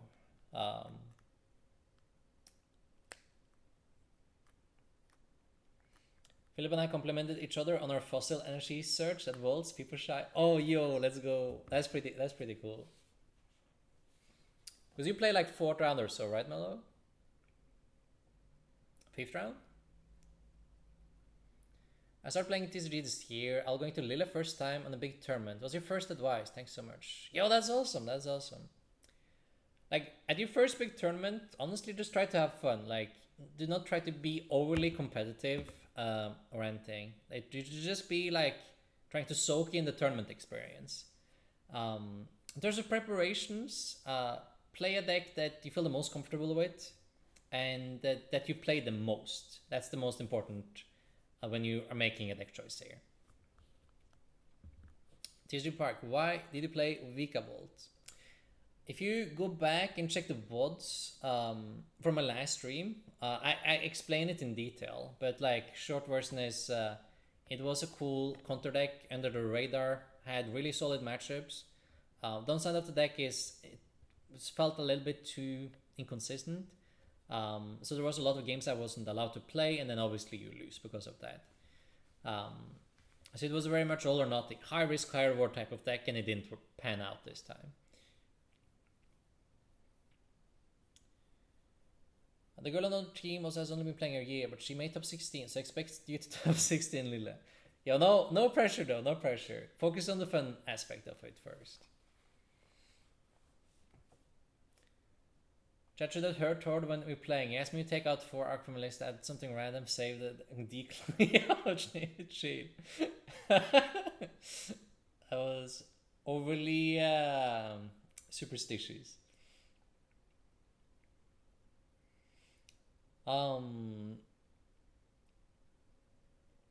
I do, and it's so stressful for me. Would you play Vikavolt going into Baltimore, Bilbao? At like bigger events with way more players, when the overall level is also lower, I do value consistency way more. I usually always value consistency. Like it was very uncharacteristic of me to pick a deck that had more power level instead. So I'm probably just gonna go back to consistency again, because that's what I always stick with. But it makes even more sense going into a big tournament, right? Where I mainly just want to play the game, right? Where I don't really need crazy power level or anything. I just want to play the game. So I'll probably not be playing Vikavolt for Baltimore or Bilbao. The Vikavolt deck's lack of Suicune made me cry. Nah, you don't really need Suicune in it. That's okay though. It would have been like an okay tech though. Surely you win this game from here, right? It's like, technically the opponent can one-shot me VMAX, right? And then you still lose. Because then the opponent wins in 2 attacks and you win in 2, but it's the opponent's turn here. So if the opponent is missing this knockout, then you're in a favored spot to win. But it's a little bit iffy here because resources are awkward. There's only 1 boss left and the belt is priced. So using boss here doesn't really guarantee anything. So if opponent goes boss here, they always win, right? And it's very difficult with like 2 bosses down, only having 1 boss left, and not being able to one-shot the active here, like really like limits the options a lot. So if you go boss, then if your opponent attacks with Meloetta, you're kind of screwed actually. And if and you can't one-shot the active. So the only real play is trying to boss the bench here. Take 2 prizes, get the belt off the prizes, which is a 50-50, and then hope opponent is not attacking with Meloetta. And that's like, it's pretty scary spot, honestly. So even though you're technically a turn ahead here, like because of the resources left, it's hard to close out the game. So it's actually in a very, very bad position here. Render Rusher will be so good for all your crazy combo shade dealing stuff. Renturachi? What are we talking about there? Because deck like wait, what's the Renturachi doing? Back from dinner? Yo, what's up, lucky boy? Welcome back. Just curious as I am stuck between that and Province Mew for that weekend. I see. I think both are probably fine options. Like I think in terms of like power level matchups, Vikavolt is kind of uncontested. It's like really strong, but it's also difficult to play, and it's very start dependent. Like if you don't have a solid start, you are not allowed to play the game, which can be annoying. But if you open Call for Family, you know, one of your 6 openers, then actually you're having a great time. I thought I was Wolves for this year. I didn't see you topping this time. Yeah, a risky pick. Like high risk, high reward pick that didn't pay off this time. Man, you need to think about this too much. Just give me ADP again and let me GX boss and win. I mean, we do like to use our brain though, right? We think that's fun. Ranger Arch's attack is like Cleaver, Oko and Coin Flip. Oh my goodness. I see. We all know Hisui Gudra is going to be best deck in format when it comes out. I mean, I really wish. It has, unfortunately, a couple holes, though, that I'm not sure it will be able to overcome. But it seems decent, at the very least. Escape Repair would be okay. But you will also only get 1 prize, right? And you need to try to threaten game in 2 attacks. That's like the main problem here. So if you go Escape Rope, they always give you a single prize Pokemon, right? And that's a problem. Like Escape Rope will work if they somehow give you a 2 prizer, but they won't, right? They'll always give you the Meloetta without the energy, because there's no reason not to. We found the belt. That means, chat, if they don't attack with Meloetta, we got them. So, or like most likely got them. Have you heard anything about registration for Bilbao yet? No, I don't think so. I know Baltimore had their registration last night, but I'm not sure if I've seen Bilbao. Anyone seen Bilbao? Have you considered also Charizard list but add in Urshi package? You have cross switch start combo for Mew now instead of Dark package. Also for you with a consistency. I mean, that's true though. That's true. Maybe we should try it. It could be like interesting for like final tournament of the format. I know chat would love to see me on Urshifu as well, but Ranger Archie can search 3 cards after he KO'd by the opponent. Oh yeah, that's true. I think I barely like read that one. It's not next set, is it? It's like next set only has those 3 Radiant cards, right? It's like the set after. Still think Urshifu is viable in this format? Yeah, Urshifu is okay. It's definitely still okay. Okay, so opponent somehow by a miracle attacked with Mew VMAX. So we have an opening to win now, chat. We have tablet, belt. We have 3. We need the 4th one. There's 1 left. We need to find it.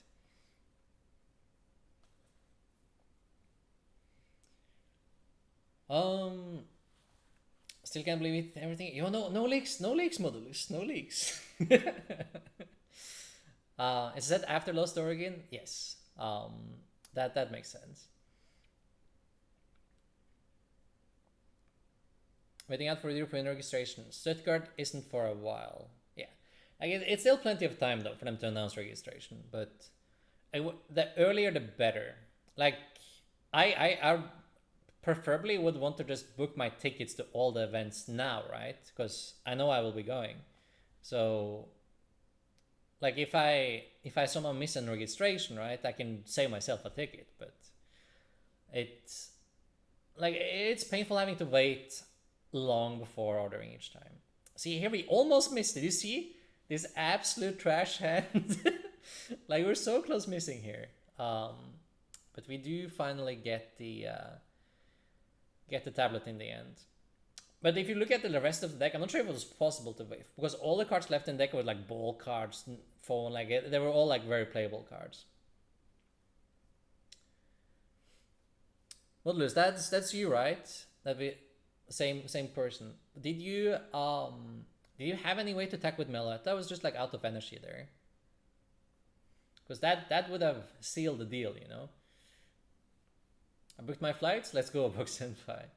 Let's just all hope we can register to everything, right? That's what we hope for here.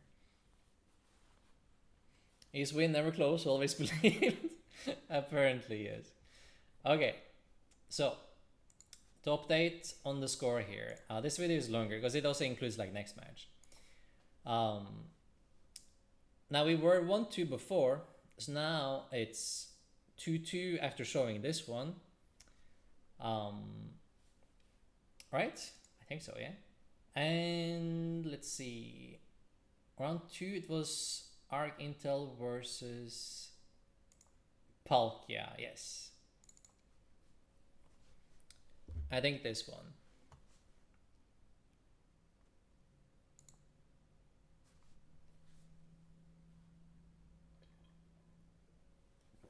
Current score is 2-2, right? Yes. Perfect. Thank you, chat.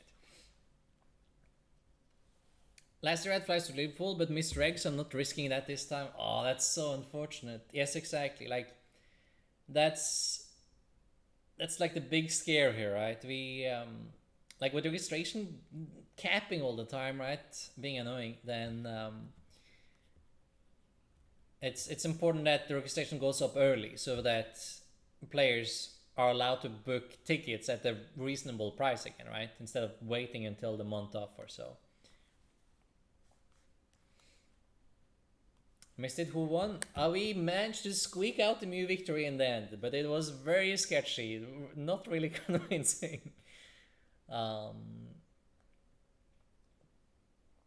got an advantage. My fiance lives, works in Stuttgart, so even if I don't get in, I'll be going to see her. Get spec tickets, just promise to sign my energy card. Yeah, I mean, of course, Booksenpai. That's awesome, though. That's really cool. Yes, our Mew won somehow, some way.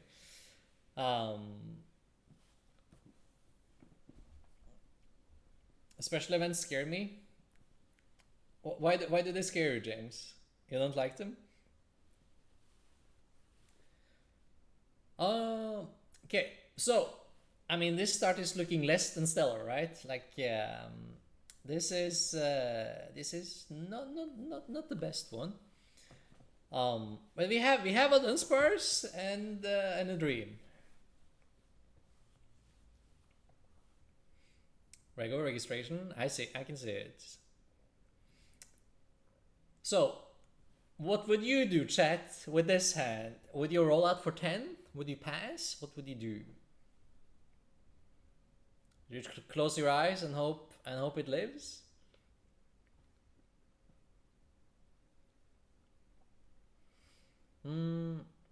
Looking similar to game 1 of round 2. It kinda does, right? It kinda does.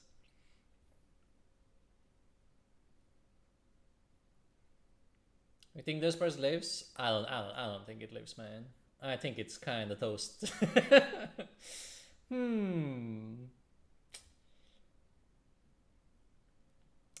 Well, but you know, maybe. It's kind of incredible breaking like that, though. Like from Arc Intel, like not having a single basic or anything.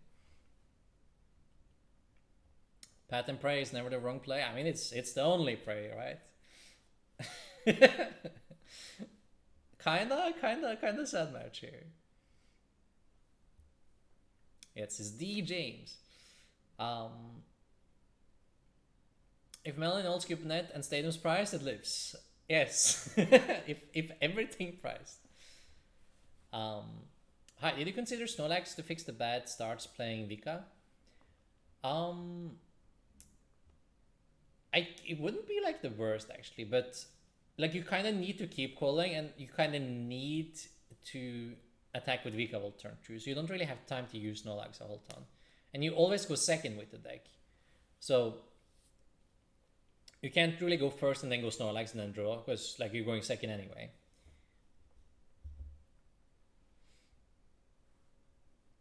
The huge 80. So 0-1 in the best of 3. Yes, we 0-1. That was first game and we got kind of smashed. And now we have a new hand. Just like kind of shaky, but those double dunk game 1s must have felt good. At the start of round 2, we're down 1-2, and then this, as well as the first game of Mimir happened. Yes. It was certainly not looking good. That's for sure. It was not a good spot to be in.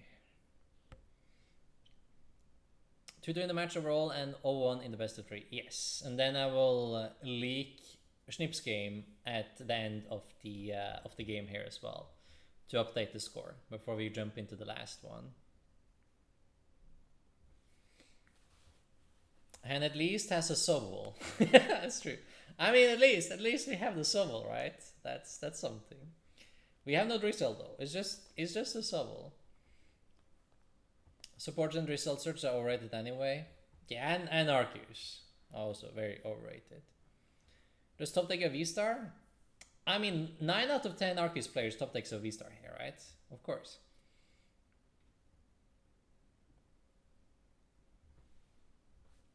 This hand looks winnable. I mean, depends on the top deck, right? And yikes, man. That's a rough one. And to top it all off, the ADP deck was out of Lightning Energy turn 1 versus Reggie in its game 1. This is not a spoiler, just saying all 3 game 1s, round 2 started horribly. Yes.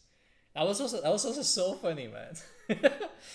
Like, Jens literally opening all his Lightning Energies in a research. That was so crazy.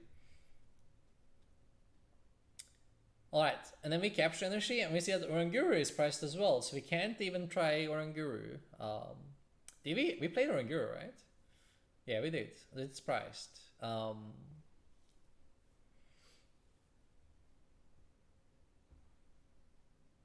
Like benching something is also pretty sus, because then the opponent does more damage, and it's like, oh man, it feels pretty bad.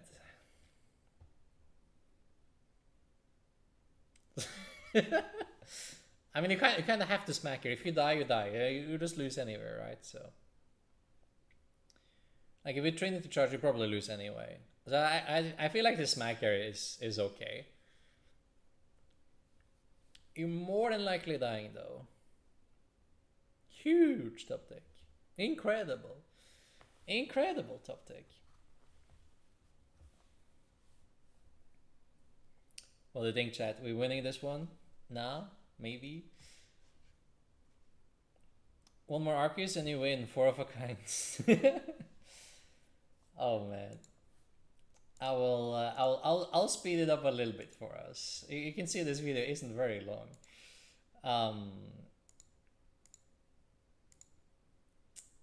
It died. We promote. I want to scoop the Sobble. And yeah, we concede, and that's it. That's it. So we lose this one too. So now it's 2-3. Speeding up the Spain without an S. Yes, we speed up the pain. So now it's 2-3. So let's jump into oh yeah. It's 2-3. But the Pika deck ends up winning.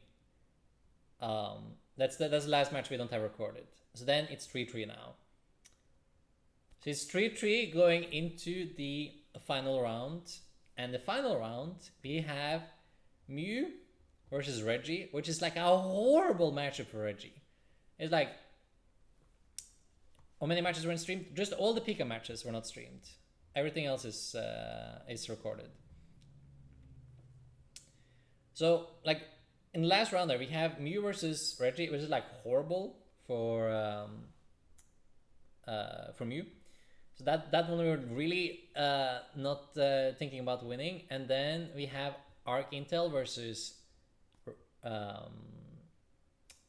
Mew, and we have Mew versus Reggie, and Pika versus Palkia for the last one.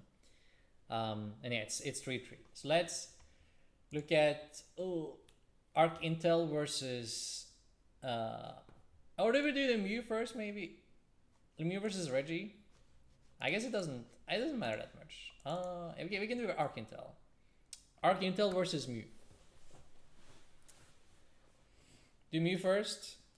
You think so? Oh. Okay, let's do Mew first. Let's see if I find it though.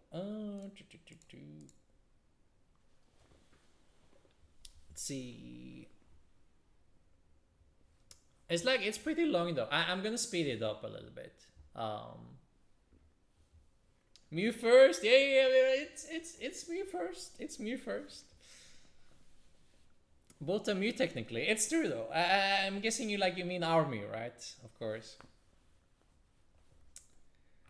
Let's see, how much is this giving? The 30 seconds.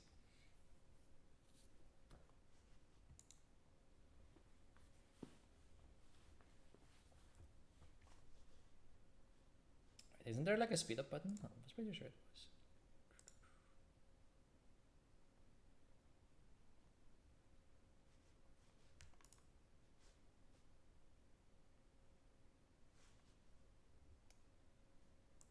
Maybe not.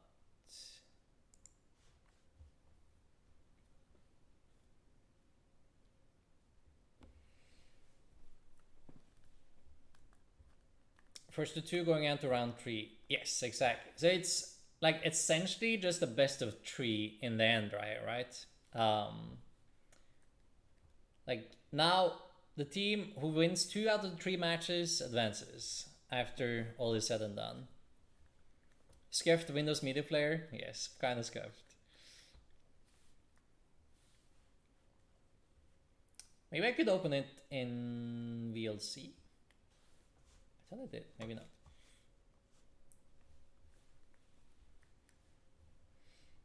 We got a turn 1 knockout here though.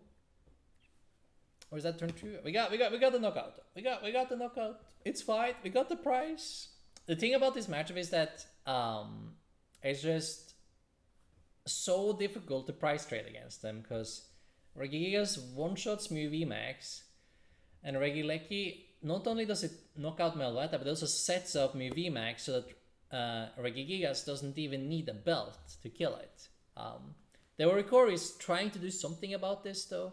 It's like the 20 on the bench now will actually not be a setup for Regigigas. It still need a belt, which is cool, but Right of the pause button, you can go 30 seconds ahead in the video. Yeah, we can skip like 30 seconds at a time at least. Yo, what's up, Colors? Do the giveaway of codes? No, unfortunately, not now. Maybe we'll do it in the future one time though. Let's see if we can speed up a little bit here. Maybe I just have to click it. Oop. Alright, so they attacked Reguleki, knocked out Meloetta, and then we continue from there.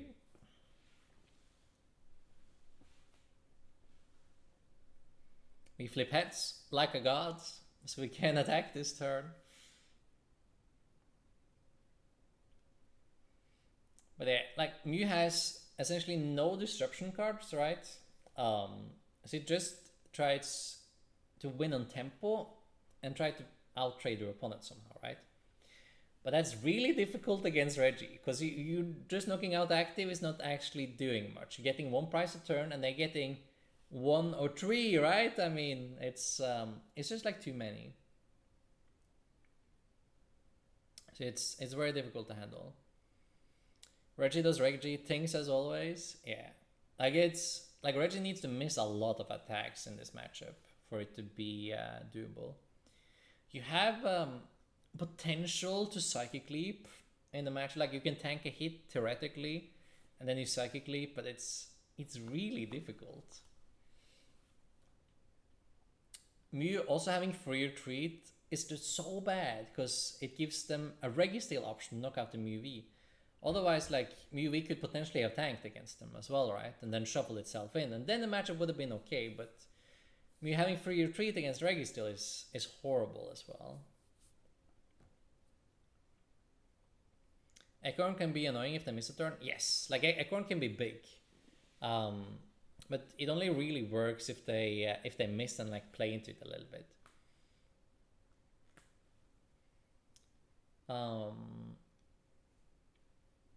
Nexus and Link can help with single price matchups. It can.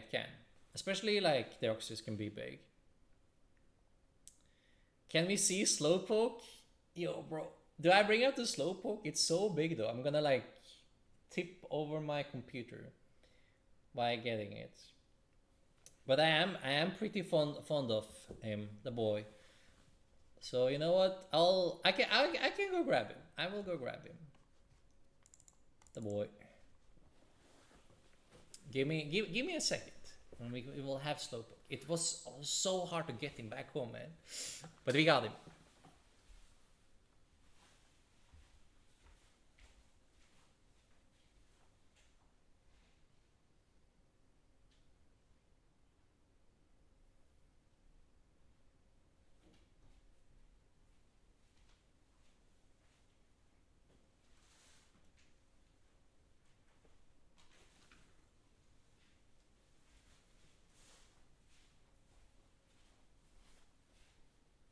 Dude, he's so big.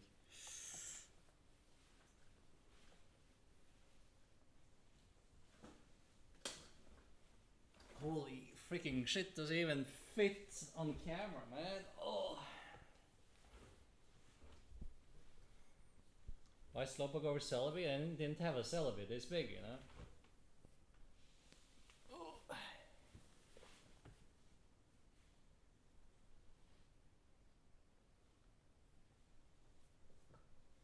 It's kinda too big though. But it's really chunky, you know?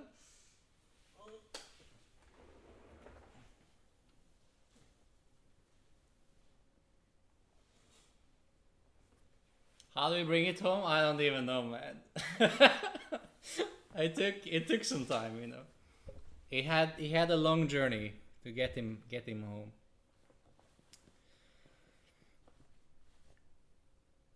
Some of the sequencing is questionable by Reggie's. Oh, that might be. So what we did was we took a taxi to the airport because it was too difficult to get the thing on the train. And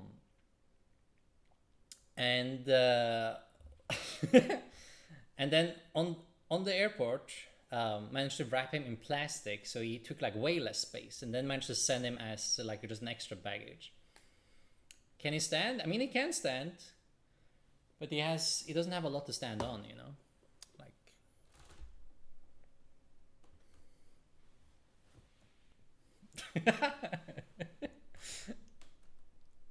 But he's a good boy. He's a really good boy. So big. Oh, he's sitting on a lap on the plane now. I imagine it was like very tightly wrapped in plastic. I posted like pictures of his journey on Twitter, and then it was fine. Then look it up, but how did Worlds go for you? Not too great. Got like a pretty medium score in the end, kinda in the middle somewhere. Slowpoke's Slow Journey Home, the movie. I mean, yeah, we got him home. I also like stopped by the what do you say, cottage, summer house, whatever, on the way back home as well. We'll stay there like a few days, and then had a long drive home after. Reggie will just turn away the target Reggie after scoop up netting Gigas to get 2 effects, and no Lost City will not be... So, no, Lost City will not be the end of Reggie. Just turn away the target Reggie after scoop up netting Gigas to get 2. I mean, it's like... you can in theory do it, right? But I'm not sure how easy it will actually be. Like, even though you have counterplays, right? Like... How easy will it be to pull it off, right? But I can see it. I can see it. But it will still be like super annoying having a Reggie's lost sold, you know? Reggie should have been the end of Reggie. That is horrible. Yeah, like Reggie's like it's so good and so bad at the same time, right? Because it's also a lot of inherent variance with it. Like not only is it a dump and draw deck, but it's a dump and draw deck that needs a quite a big board with energies. So it's I've never been like a big fan of it, but it was definitely like super hype when it came out. I played it a lot, if you can remember. We played it a lot on stream together.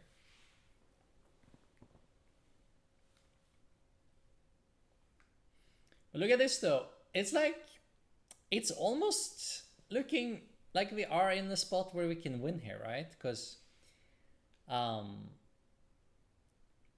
there is 3 prizes left. Opponent is at 4 prizes, right? So it means that if opponent is missing 1 KO here, then we win, right? So we just need opponent to not kill Mew Max next turn, and then we win, right? Like most likely. And they play 3 belts. They're down 2 belts. And there's no Gigas on the board. So you need to find Gigas, put it in the active, and the belt, and now also regular key.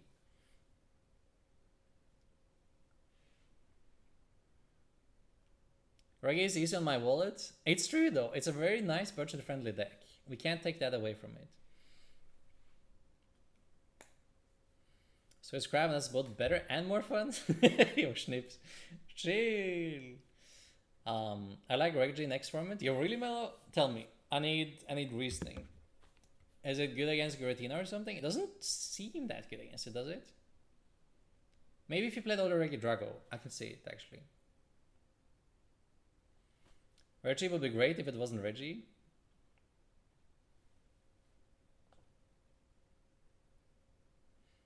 We see Reggie Leggy, we see Ultra Ball, we see Gigas. I'm kinda scared.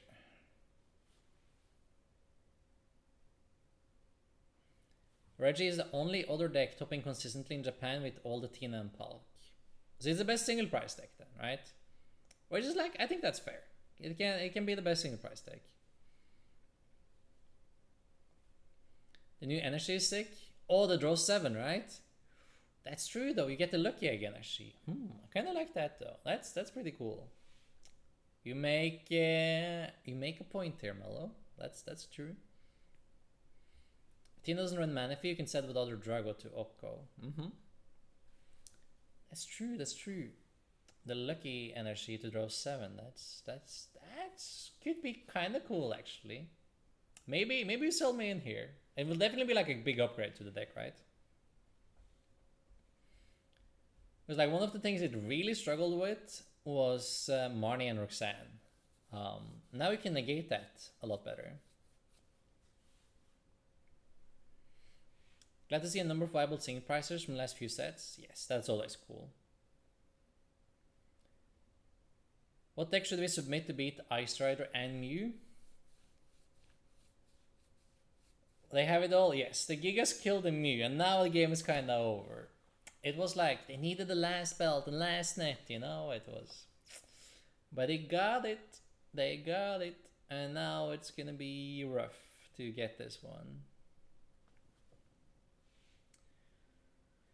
Mew and Ice Rider.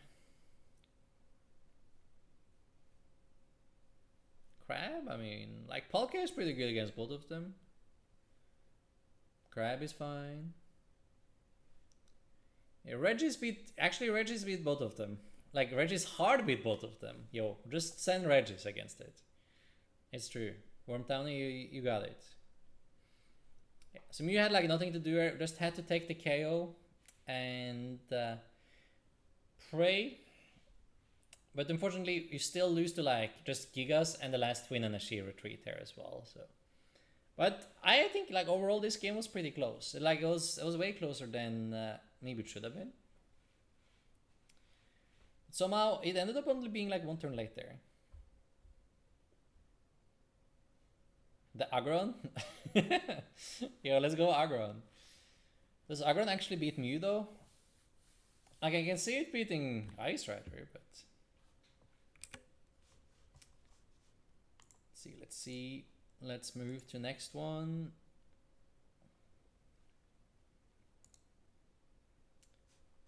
Alright. Which game is this? So this will be game 2, and we are on the last series. So this is like round, or like match number 7 and game 2. We're down 0-1. We lost the first one, but it was a pretty close one though. We could have won it, but we did miss out there. Gonna be running Bolton hopefully. Yo, let's go. Wait, so there are potentially 21 games in a set? That's crazy. Exactly. Or wait, there's more, right? It's 9 times 3, so 27 actually, not 21. Because if you have to play all 3 games in all 9, right? Then you get to 27. 27 games maximum. But it's 3 players though, and it sounds a lot easier if it's just like 3 best of 3 series, right? But it's still a decent amount.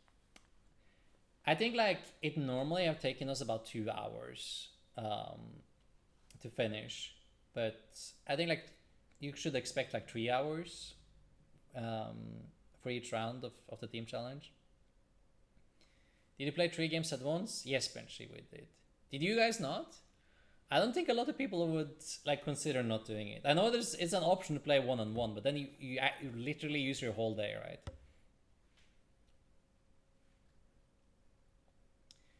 Damn, I'm glad I stepped down from my team so I would burn out. It's like, it's 2-3 hours once a week.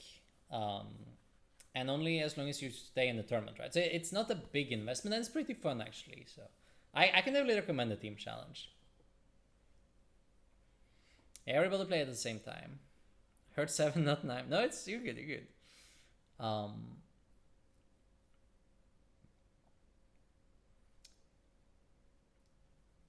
Yeah, the Reggie setup looks a little bit too strong in this second game. They close to assembling it all.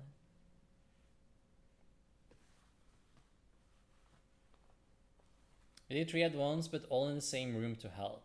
10 out of 10. Oh, you actually gathered all 3 in the same room? That's pretty cool. Our team is really difficult to do that with, because we have we have people located in all parts of the country, and one guy isn't even in Norway right now, so that would be difficult. Yeah, Mello played, right? Mello got like reasonably far too, I think. Team challenge is fun. 10 out of 10 would recommend. Hey, let's go, Schnips. I agree. It's pretty fun. It's different, right? Because like you're not like you're playing as a part of a team instead of individually, which you always do, right? And like you're submitting decks as well as a team, so like you can afford to take bad matchups against like a couple things as long as your teammates decks are covering up for it, right? So that's a kind of cool aspect of it as well. My team got top 64 in team challenge. Yo, let's go, Lucky Boy. That's really good as well. Then I went 0-3 because I net decked Azul and screwed my team. Yo, Mellow, no. No.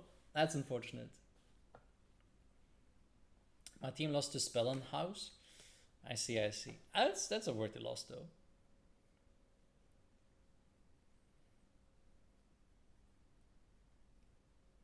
The Regi deck is kinda sniffing at an attack next turn, which is not great. We have a hard time here.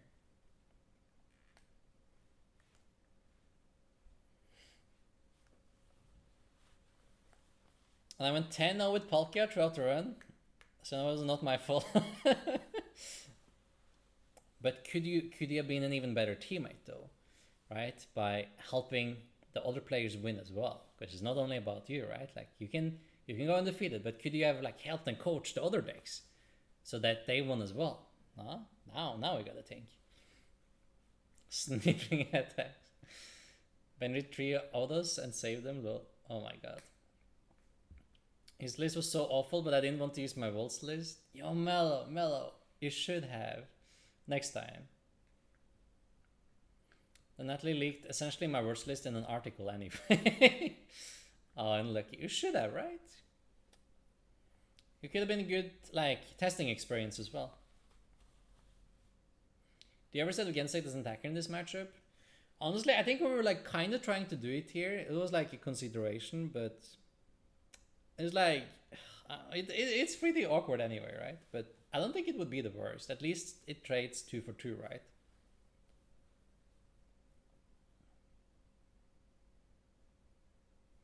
I tried, but I was always the last one playing. I mean, that's fair. I'm joking on you. You did amazing. A really good job.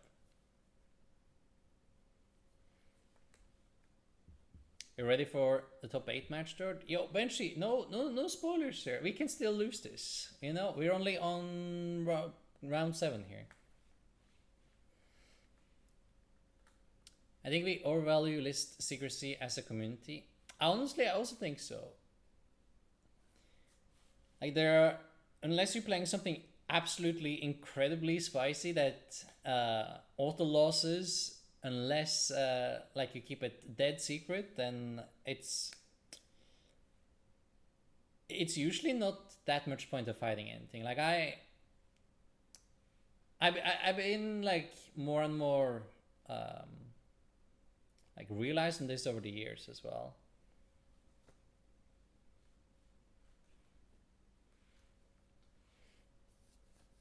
It's better to throw your deck against low stakes tournaments to prepare for the tournament. Yeah, I think like it's usually better the more testing you can get with something, because like format changes so rapidly, right? And like Pokemon games take so much time, you know. Like the more time you get to like learn and play your deck, the better, I think.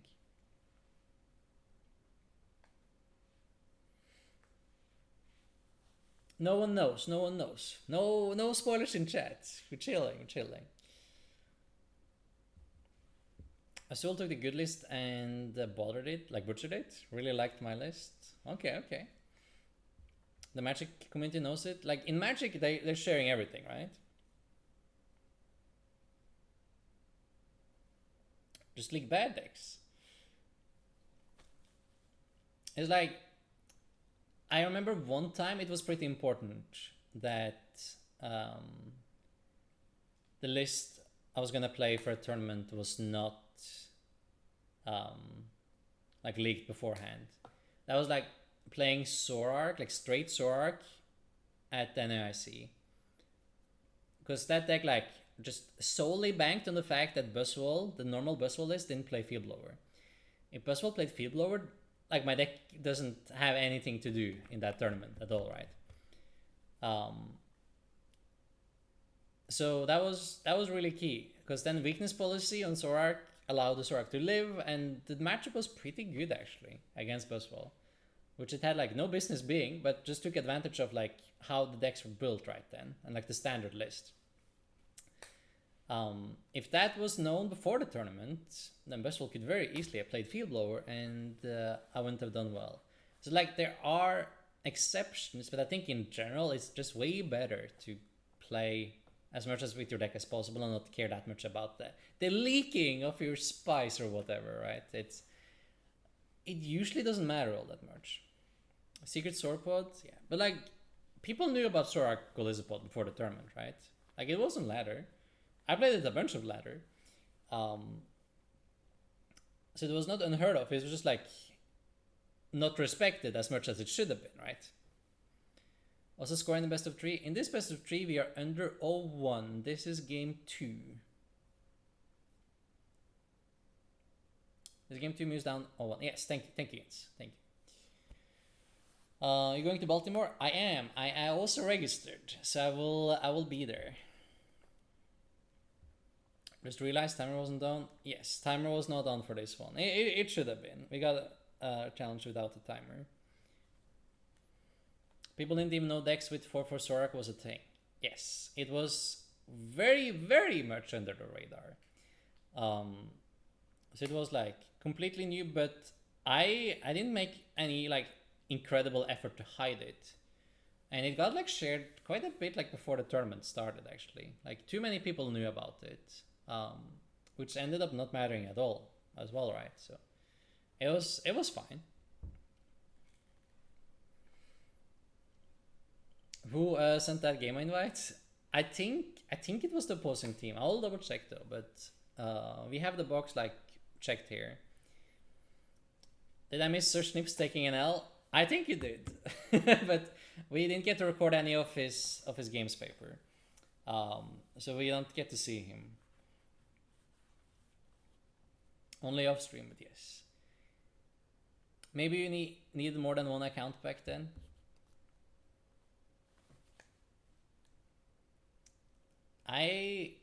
Did I have one account back then? I'm not sure. You think we're winning this game, chat? It looks kind of bleak. But let me fast forward a little bit here. We got the price though.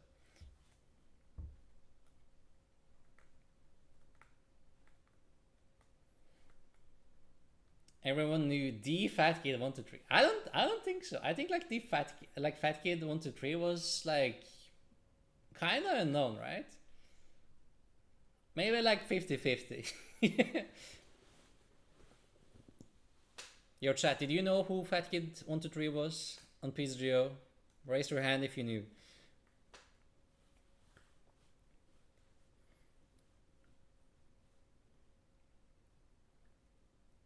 Ultimately, when you're just a script like me, it doesn't matter if you hide the spies or not. No will tech against the likes of me, but you thought people actually play cards specifically beat you.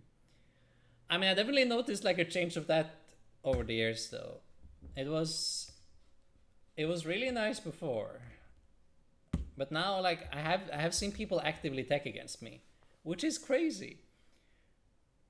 Like I feel like I've literally been like the only Urshifu player at an event, and I faced 3 people that play Hoopa, Manaphy, and Dunsparce in the Arceus deck. And I'm like, who are you trying to beat? It's gotta be me, right? I mean, there's literally no one else playing this deck. So that's kind of funny sometimes. Third practicing for the commentators table for regionals. I don't know. I prefer playing them. I'm gonna be honest. Maybe it would be fun to like commentate once, maybe, but I think I will have way more fun playing. I did, but that was after you won the third IC.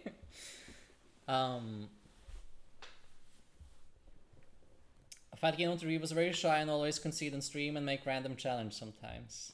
Yes, exactly. Exactly. A local brought Hoopa V to Vancouver because he knew you would be there, Kick. I mean, I know, right, bro? That's insane. I don't know why people hate me so much. By the way, you need to play with the timer on, right? Pretty sure that's a rule. Yes. This game got started without the timer, unfortunately. But it's fine. We will survive.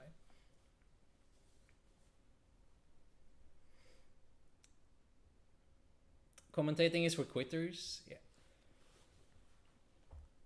Like, I wouldn't give up as a player to commentate. I think I still think I like playing in the tournament too much. Now, if I get the chance to design some cards or be in the game design team, though, that's another question. Then I could give up on my player privileges. All right, we lost. We conceded. The score is now 3-4.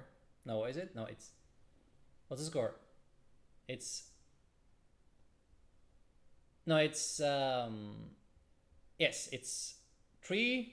3-4. Opposing team is up 3-4. We're down, yes. I will now leak Schnipp's game before we watch the final game.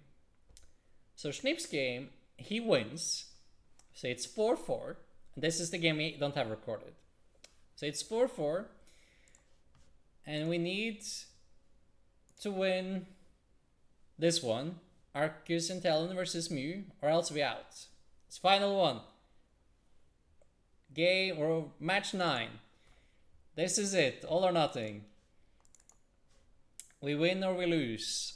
We in or we out. This is it. This is the one. Harold that Polka to the mid. That's good. That's good. We needed that. After all the donks. So Schnipp's getting the win when it mattered most. Yes, we got it there. Schnipp's carry. So now, when all is said and done, it's 4-4. This is the final match. This is all the marbles in this one, and we're going second against me with the Ranguru. It's the Banana Master. Now we need to win this one.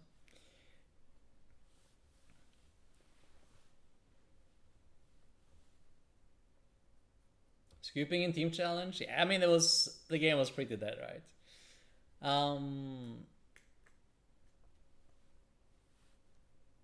There's strategy to who sits out or not, right? Assume your best player on team, or they keeping you for next round and Vada's team. Or you can like, it's like sitting out. Like you don't have to. You can bench the same player every week basically if you want to. So that doesn't really matter. So like we're benching players depending on matchups. I was bringing Palkia to this week, and it didn't line up well with the list we had sent in for the matchups. So I figured it was better to bench me and me coaching instead these other decks while playing. That was like a more solid plan.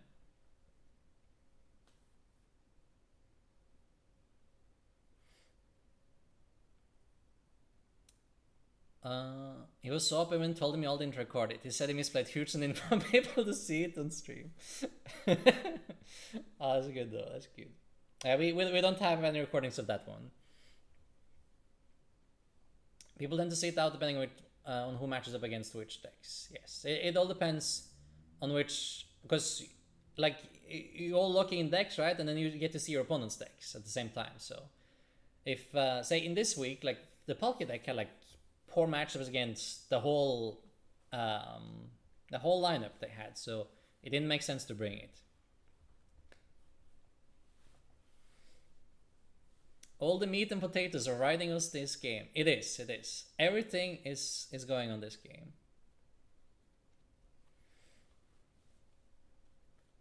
Like if I'm Palkia and they have lightning or something, exactly. Who is Stala, your Tio? Yes, Stola is the the TO, the organizer.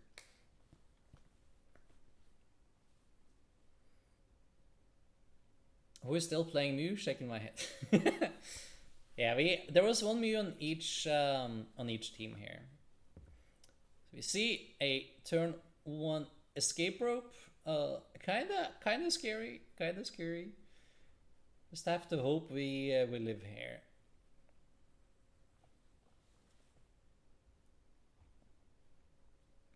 I qualified for team challenge, but my store shit the bed and like that didn't make the team in time. I was pretty tilted and I can compete. Oh, really? That's unfortunate.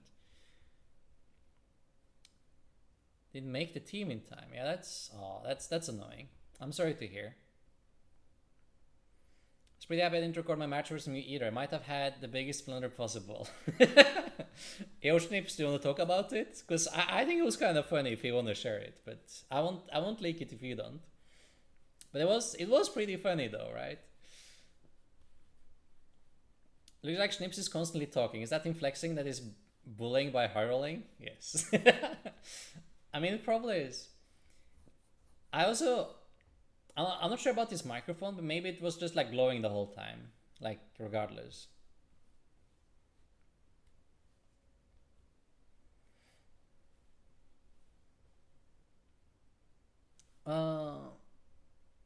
Team Challenge 1, me and Prophet Devoki made to top 16. Team Challenge 2 and 3 we don't talk about.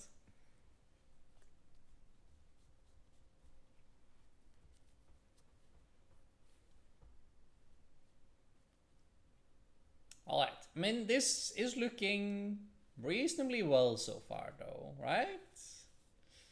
Right? Maybe? See ya, Arceus, you had a good life. This is like the problem of going second though, because they get to attack you first, but at least the Arceus with the energy lives there. So it's not all too bad, and they also had to waste a couple tablets, right? Like at least waste one. They needed to use one anyway, but they wasted one extra, which is really good for us.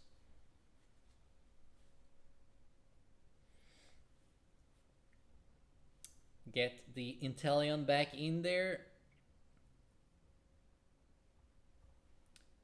Starbird. Honestly, we should probably have just like benched and used the Rose Tower first there, right? Before Starbird. And like waited with the Oranguru as well.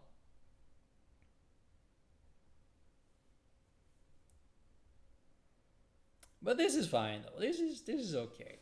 We got the Sobol going. Did not get a Pat though.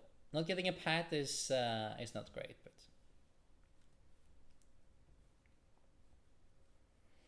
at least we do get to attack here, and that's pretty good.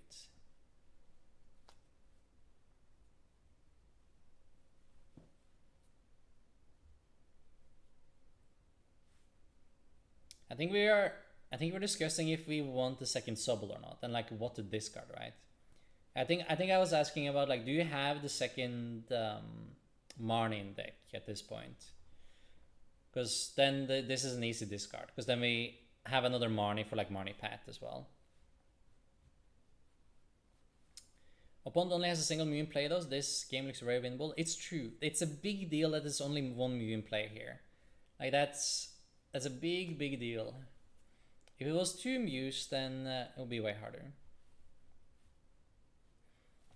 My headset interacts really with Discord. Discord thinks there's always some audio input, but the other sync call only get output when I talk, as it should be. Yeah, it makes sense.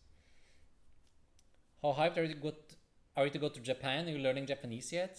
I'm not hyped enough to learn Japanese because I know how much work it is because my brother is actually doing it.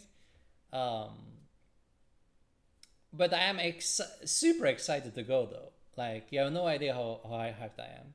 It's been on my bucket list to go to Japan and play there for many years.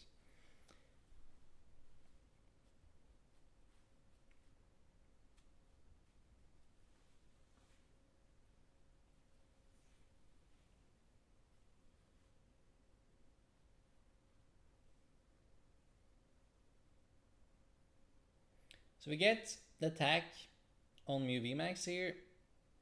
Meletta comes in, and like worst case here, Meletta knocks out the Arceus V on the bench, right? That's like worst case here, and it looks like it might happen.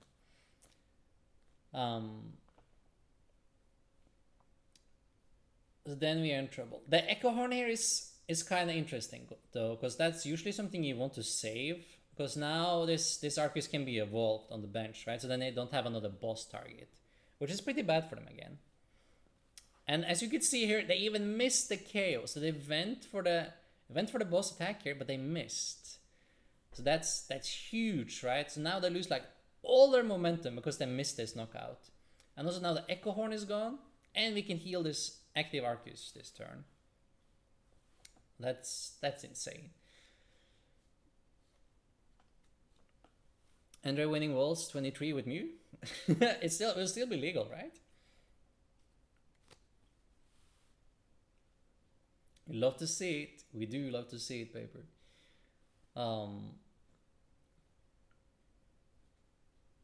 See, I don't get putting 2 fusions in harm's way. Yes, I think like it's a really underappreciated aspect of playing Mew as well, is like using Meletta kind of willy-nilly with your fusion energies. When oftentimes it would be nice to save them. I think like if you get the KO there, it's still the best play though, because you get to keep your Mew and bench another Mew for like more damage output, instead of losing your Mew with the fusion energy, and then Meletta doesn't do anything as your backup. But that's only because of how the board state is looking right now. If there was space for another Mew, then like you would rather do that, right? But here it makes much more sense to sack Meletta first, because if Mew dies, then you don't have a real attacker in Meletta again. But if Meletta dies, you have a real attacker in Mew. You definitely prioritize KO the VMAX, right? But if you KO the VMAX, you can't heal here.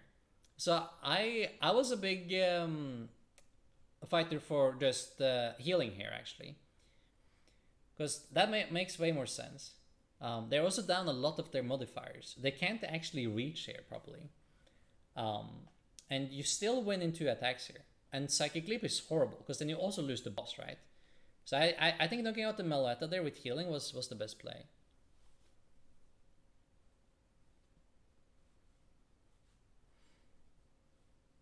Or Corey doing nothing in this matchup. I mean, it does something, because it prevents Gensek from being knocked out by Arceus, which actually comes up quite a lot. And sometimes, like, Arceus and Talon doesn't even have the modifier, right? Like, I had a lot of Arceus and Talon lists that doesn't even run their choice belt.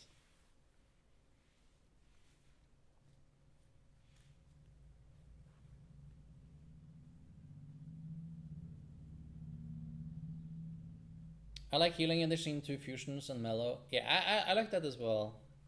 Because like you need the same amount of attacks anyway, but you get to heal here, so it's just a safer play overall. And you get to save your bosses, so you can go in with the bosses now instead.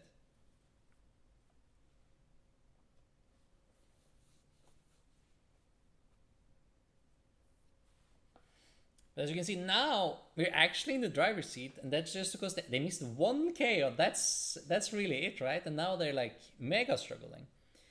The Echo Horn like really working against them as well. Like they obviously had to try to do it. It seems like because of their hand, they wanted that modifier to get the knockout, but they went for it and they missed. So the Echo Horn was like horrible, because then we got to heal and establish 2 Arceus V-Star. So now there's not even a window to knock out an unevolved Arceus anymore this game. So now they somehow have to get through the 2 V-Stars. It means that even a one-shot on one of them isn't enough to win the game anymore. You need a one-shot on both of them to win the game. And that seems so difficult from this spot. Even if they took the previous K, I think you're fine. I mean, we would honestly probably be, right? They would be down to 2 here, and you would go heal, attack, and then you can still boss, right? But now, like, it's a very comfortable spot where you, where your opponent doesn't have like a crazy turn window to win with something silly. Yeah, the Horn definitely working very against them here. So it was, it must have been a really awkward hand for them. And here they go for the Psychic Leap, which is essentially conceding to a boss energy attachment. But it's like, it's not a whole ton to do though. So now they live a little bit extra, right? But the boss here is pretty much sealing it, right? Like you boss the Muir, treat into Arceus because of the Oricorio, right? Can't forget the Oricorio.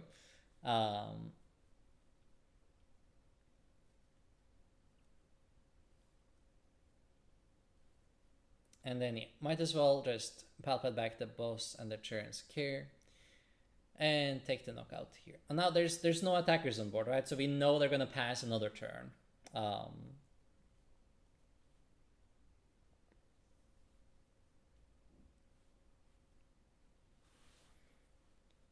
What's up, though? Thoughts on Hisun Zorak V-Star?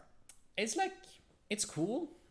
I don't think it will be on par with the other top decks, right? It won't be like Palkia, Giratina, Arceus level, but it will probably be like a decent deck still.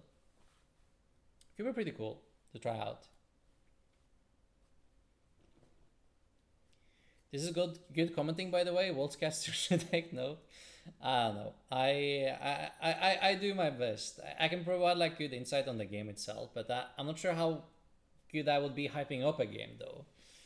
And that's what the world's commentators do, right? They get you like really emotionally invested in the game, and that's a whole other skill than just like talking in depth about the game.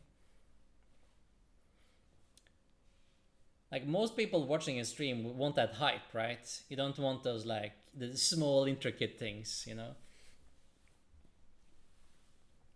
Mew's about to be everywhere in Baltimore. You think so? Maybe. Maybe it will be a little bit of Mew. Only one person needs to bring the emotion. Co-caster needs to give the insights. Yeah, that's usually what they do, right? You have like one hype commentator and then one insight commentator. Isn't that what they do? Be like Lou and Cass standing up. Yo, did she really? That's pretty hype. I didn't even see that. Now I need to watch. I think a lot of people are going to try the quad DT. I can see that, but how many will actually bring it though?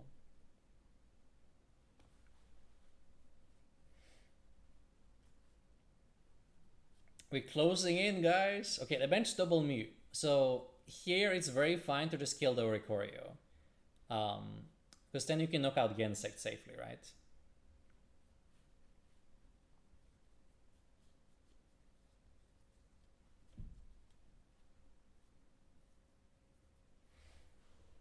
When is Tordy gonna commentate an event? Bro, I don't know. Will I ever commentate an event? I have done it. I've commentated like online events from my home before, but I never like been a caster at an event, like an official one.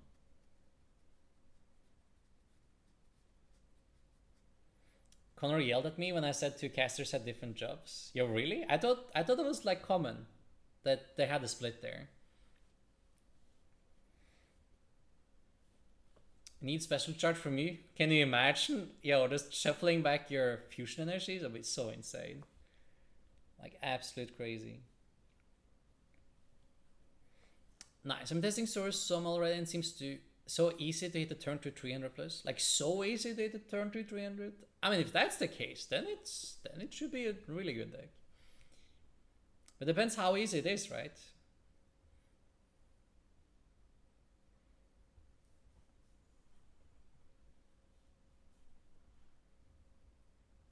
Honestly, I love all the commentators, but Chip and Ethan are literally Jim Ross and Jerry the King Lawler. So much synergy.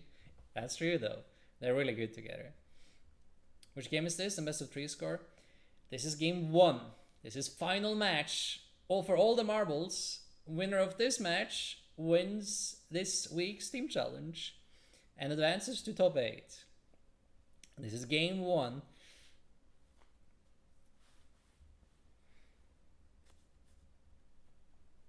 I also played Sora and it didn't see Missy at all. I mean, maybe just like figured out the list right. Maybe figured out a really good one. So we have the boss and we end up winning game 1. Let's go. Absolute crazy, chat. In an insane turn of events, Arceus Inteleon beats off the Mew deck and takes first game. Was that hype? Was that me being hype commentator? Almost. Yo, Pokemon, hire me. Is this Mew the quad DT? No, it's just like a normal Mew. Wait, fusion energies and so on.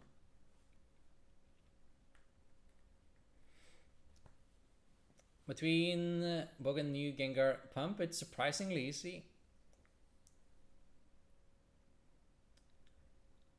I know, it's like you need to find it turn true. Like what engine do you even use? Like you Crobat?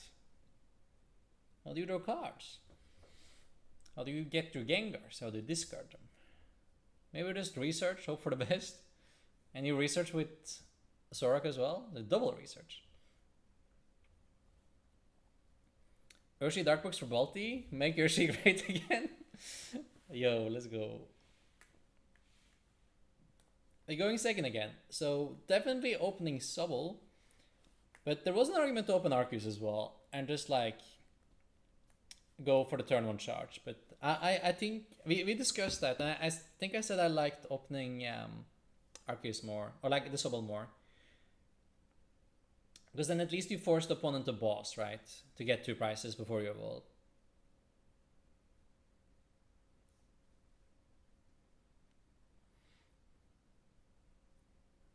Not confident in the Zoro engine, to be honest. I was thinking Giratina seems slow. Yeah, like Giratina seems really good. It's all about like how fast is the engine for Giratina, right?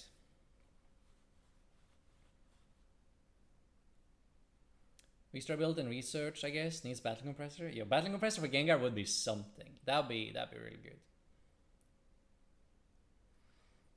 Giratina definitely seems tricky. I think you're gonna need to play extra damage modifiers or a memory capsule. Yeah, that's true. Like in Gardevoir, reducing damage as well, right? Your opponent forgot to bench 5 Pokemon? I mean, that's true, Benchy. So, like looking at the opponent's starter, it does not look amazing. It's just Meloetta, Gensect, Attach, and Pass. That's pretty bad. So let's see what they can do here, though. Or else we're starting the Arceus train. Wash Water Energy is about to become a staple. It sounds definitely reasonable, right? So Cram Tails. New stadium though. That's kind of nice. We don't have to kick it ourselves. All right.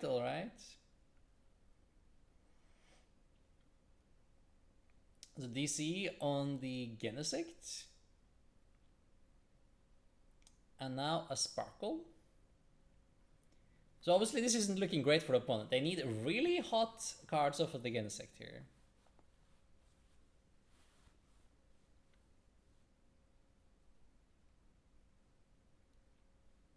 Losing 2 energies and not getting a knockout, way to recover energy makes it a little worse than Calyrex. Obviously the no weakness is a plus. And the base 280. I mean it's not only a plus, it's necessary, you know? It's insane.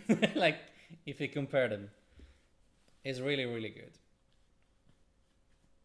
We all know the real best dragon deck is Gudra. Yo, the Gudra believers, I love you, but I'm just not sure. The deck has a lot of holes, you know. Say, look at this. They drew Quick Ball into another Genesect, into another Genesect, into another Quick Ball. See, like. It's Mew in Genesect into Genesect into Genesect, you know? It's the standard. Genie about to hit, yo, called it. God dang it. And suddenly, like, board is full. Everyone get your gold Parasols now. Yo, Parasol also blocks it, actually. That's true, though. That is true. Giratina could play all the counter tools as well, though. Like you can play Tool Scrapper or you can play Fan of Waves. You can get rid of these cards if you need to.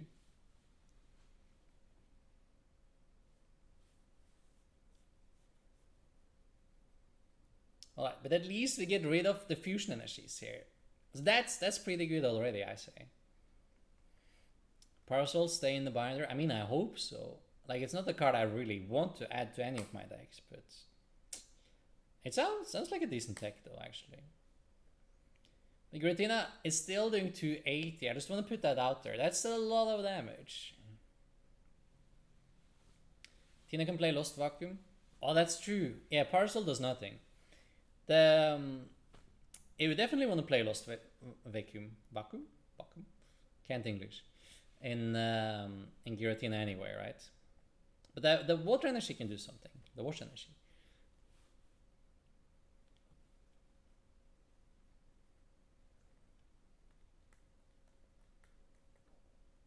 We're doing it, chat. We're doing it. Knocking out the Moleta. Doesn't mean we have to make it easy for Tina to beat us. I mean, that's true. Yo, Team Abra, thank you so much for the Prime. So, I appreciate that. Thank you. I heard the months were coming. I'm starting to lose faith. But one day they will come, right? It's beyond my control. I'm sorry. You will get them one day. For sure. If they don't play Lost World, then Sard is still good. That's also true, though. It sounds kind of cool to play Lost World in Giratina, though, not gonna lie. Lost World kind of crazy. This is Lost City, right? Lost World is the old one. Please make Sard bad. I don't want to spend the money. I mean, just play the stadium. Just Lost on him. Easy. If they play one prices, might not be that good for Sarge. Yes, Lost City. Yes. But yeah, we were considering, like, where do we put the Big Charm? Does the Big Charm go on the active or does it go on the bench, right? If we jam it on the active, they need one more tablet, right? So that's pretty relevant. I think we need it on the active here.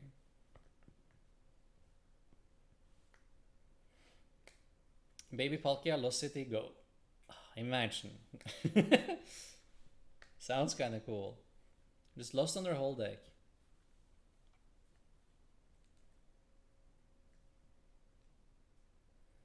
Tell everyone ScoopNet is terrible to make it $15 again. ScoopNet? Or like the secret rare?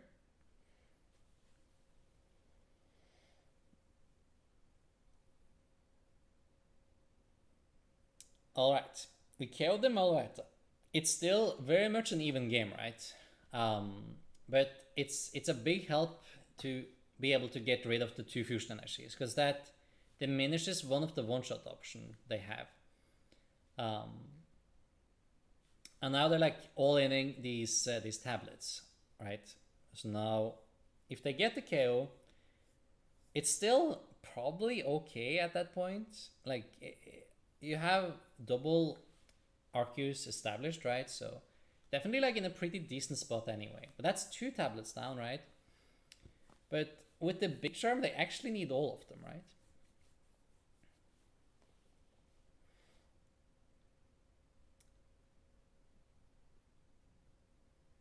You should do, with the double turbo, you do 190, 220, 250, 280, but you need to do 290, so it's 4 of them. It's a lot of modifiers here because of the Big Charm. Yo, 4 Gensect on board.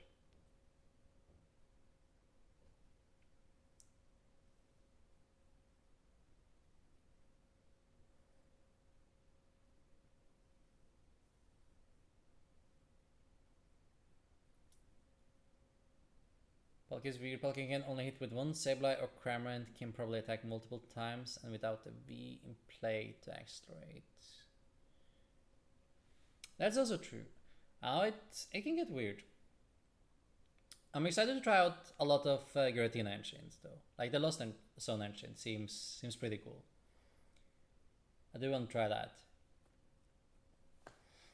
So this is a really big turn, chat, because if they miss the KO here, the game is basically locked up, right? It's really difficult to win if you miss the knockout here. And the Cramtails there is, oof, it's so big, so big. That's 3 tablets. I'm not sure why they played the last one. Maybe they miscounted here, or maybe it was just like play it down in frustration. It could be both, right? But it is missing the knockout, and now all the tablets are gone. Or like at least 3 of them, right? Yeah, like 3 of them are gone. So now we don't really die anymore.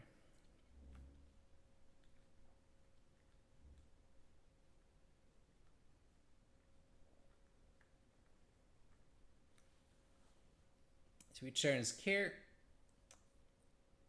Okay, yeah, triple tablet gone. So at this point, there's only like 2 modifiers left for the actives. It means that Big Shrimp can go on the bench Darkus here to prevent the knockout. And you just need like keep on attacking here. And we still have Starbird this game. Like we didn't even use Starbird yet. That's crazy. And we have Starbird left. We are 2 attacks away from winning. And there's not a whole ton opponent can do here. Play no hand disruption. We have like all the options in the world here.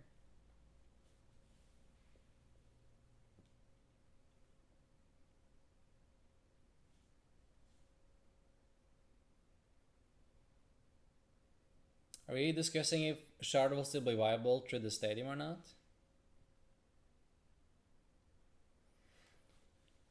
Okay, they're going after the Arceus. They could potentially kill it if they find Belt and last tablet, right? They have 4 against 6. They should be able to find it if they have it there and really want to.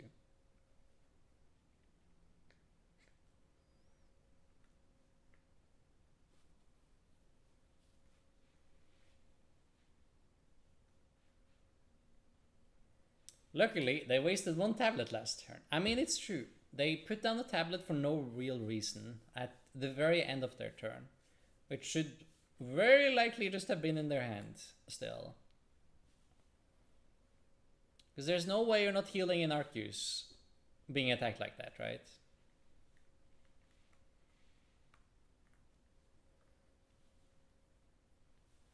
They're running out of cards, running out of board. We're closing in here, being in a really good spot. The hand also looks kind of clunky, so might be hard to find that last modifier as well. And they miss the KO again, so now it's like really difficult to win.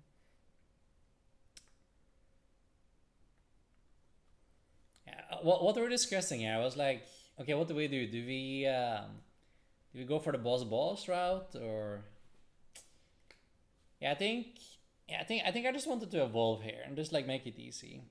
Just evolve, establish 1 more Arceus, so that we can go Belt on the following turn. Should we need it, because they will probably bench Orikorio, right, to block the knockout boss on Genesect. But like there's so many turns behind anyway, though. It probably doesn't matter at all, but it's just like try to lock it in. Like we're just 2 attacks away from having this game here.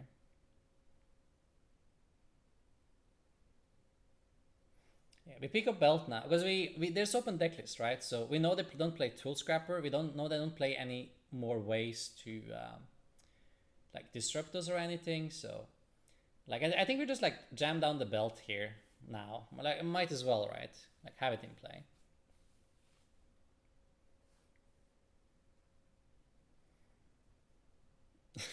There we go. I remember like we were talking it over a little bit. We discussed whether to go Intel or Starboard after agreeing that it didn't matter. Yeah, I think so. I do like to like in general, use the Nintendo and keep the Starbird, because that one is always on board if there was to be hand disruption. But we play open list, right? So we know there is no hand disruption going on. So here, boss is game, right? And it's not a whole lot to do with it. I mean, there's a Recorio, right? But like, I think even without boss here, it doesn't make a difference. Like if you just attack the active every turn the rest of the game without putting down any more cards, it's probably good enough with this board state.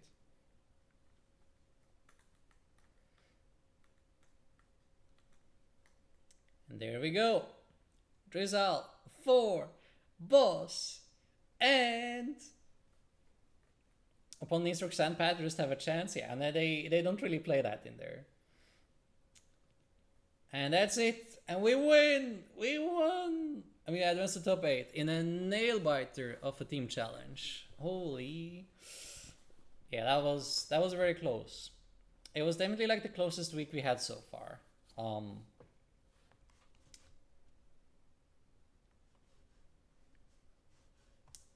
Yeah, by far the closest week we had so far.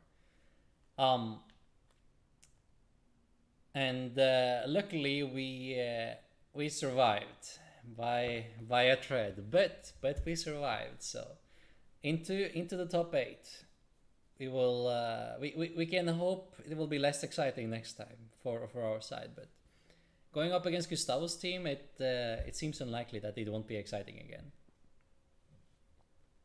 We did it, chat. Let's go. Let's go.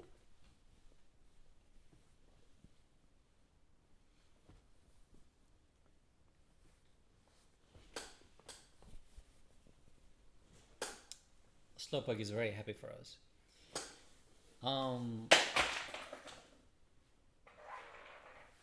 Very happy for us. Need Slowpoke emotes? Honestly, we do. We should get a Slowpoke emote.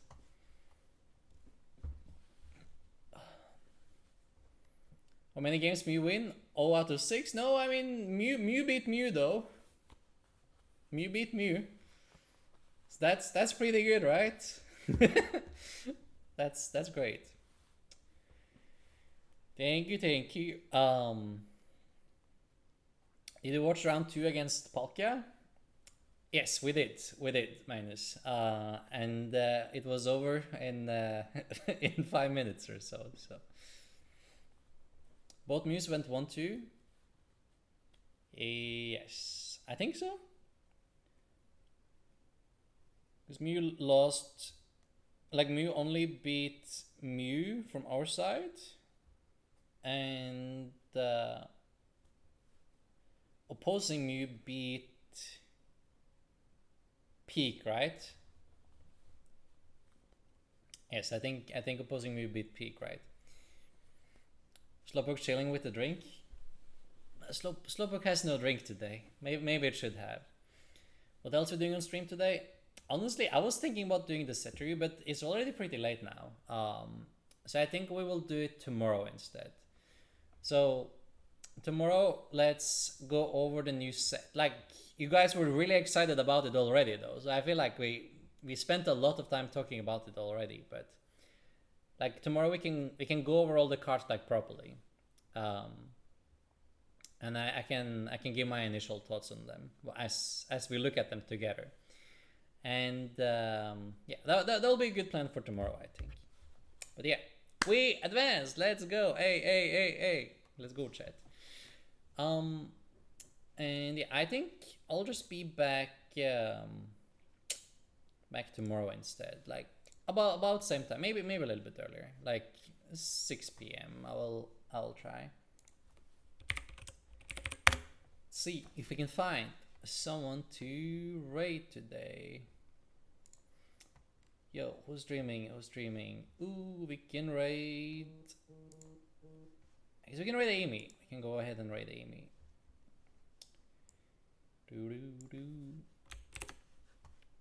Yes, let's go raid Amy. Yes. On our way. No worries, Stella Wish. Thank you all for being here. I appreciate you all a whole ton. Thank you again for watching and seeing our journey, nail-biting journey into top 8 of the team challenge. I'll be back tomorrow. Go say hi to Amy from me and have a great rest of the evening. Again, thank you all for hanging out. It means a lot to me. Thank you. Slowpoke says bye as well, and yeah, I'll catch you tomorrow. Bye.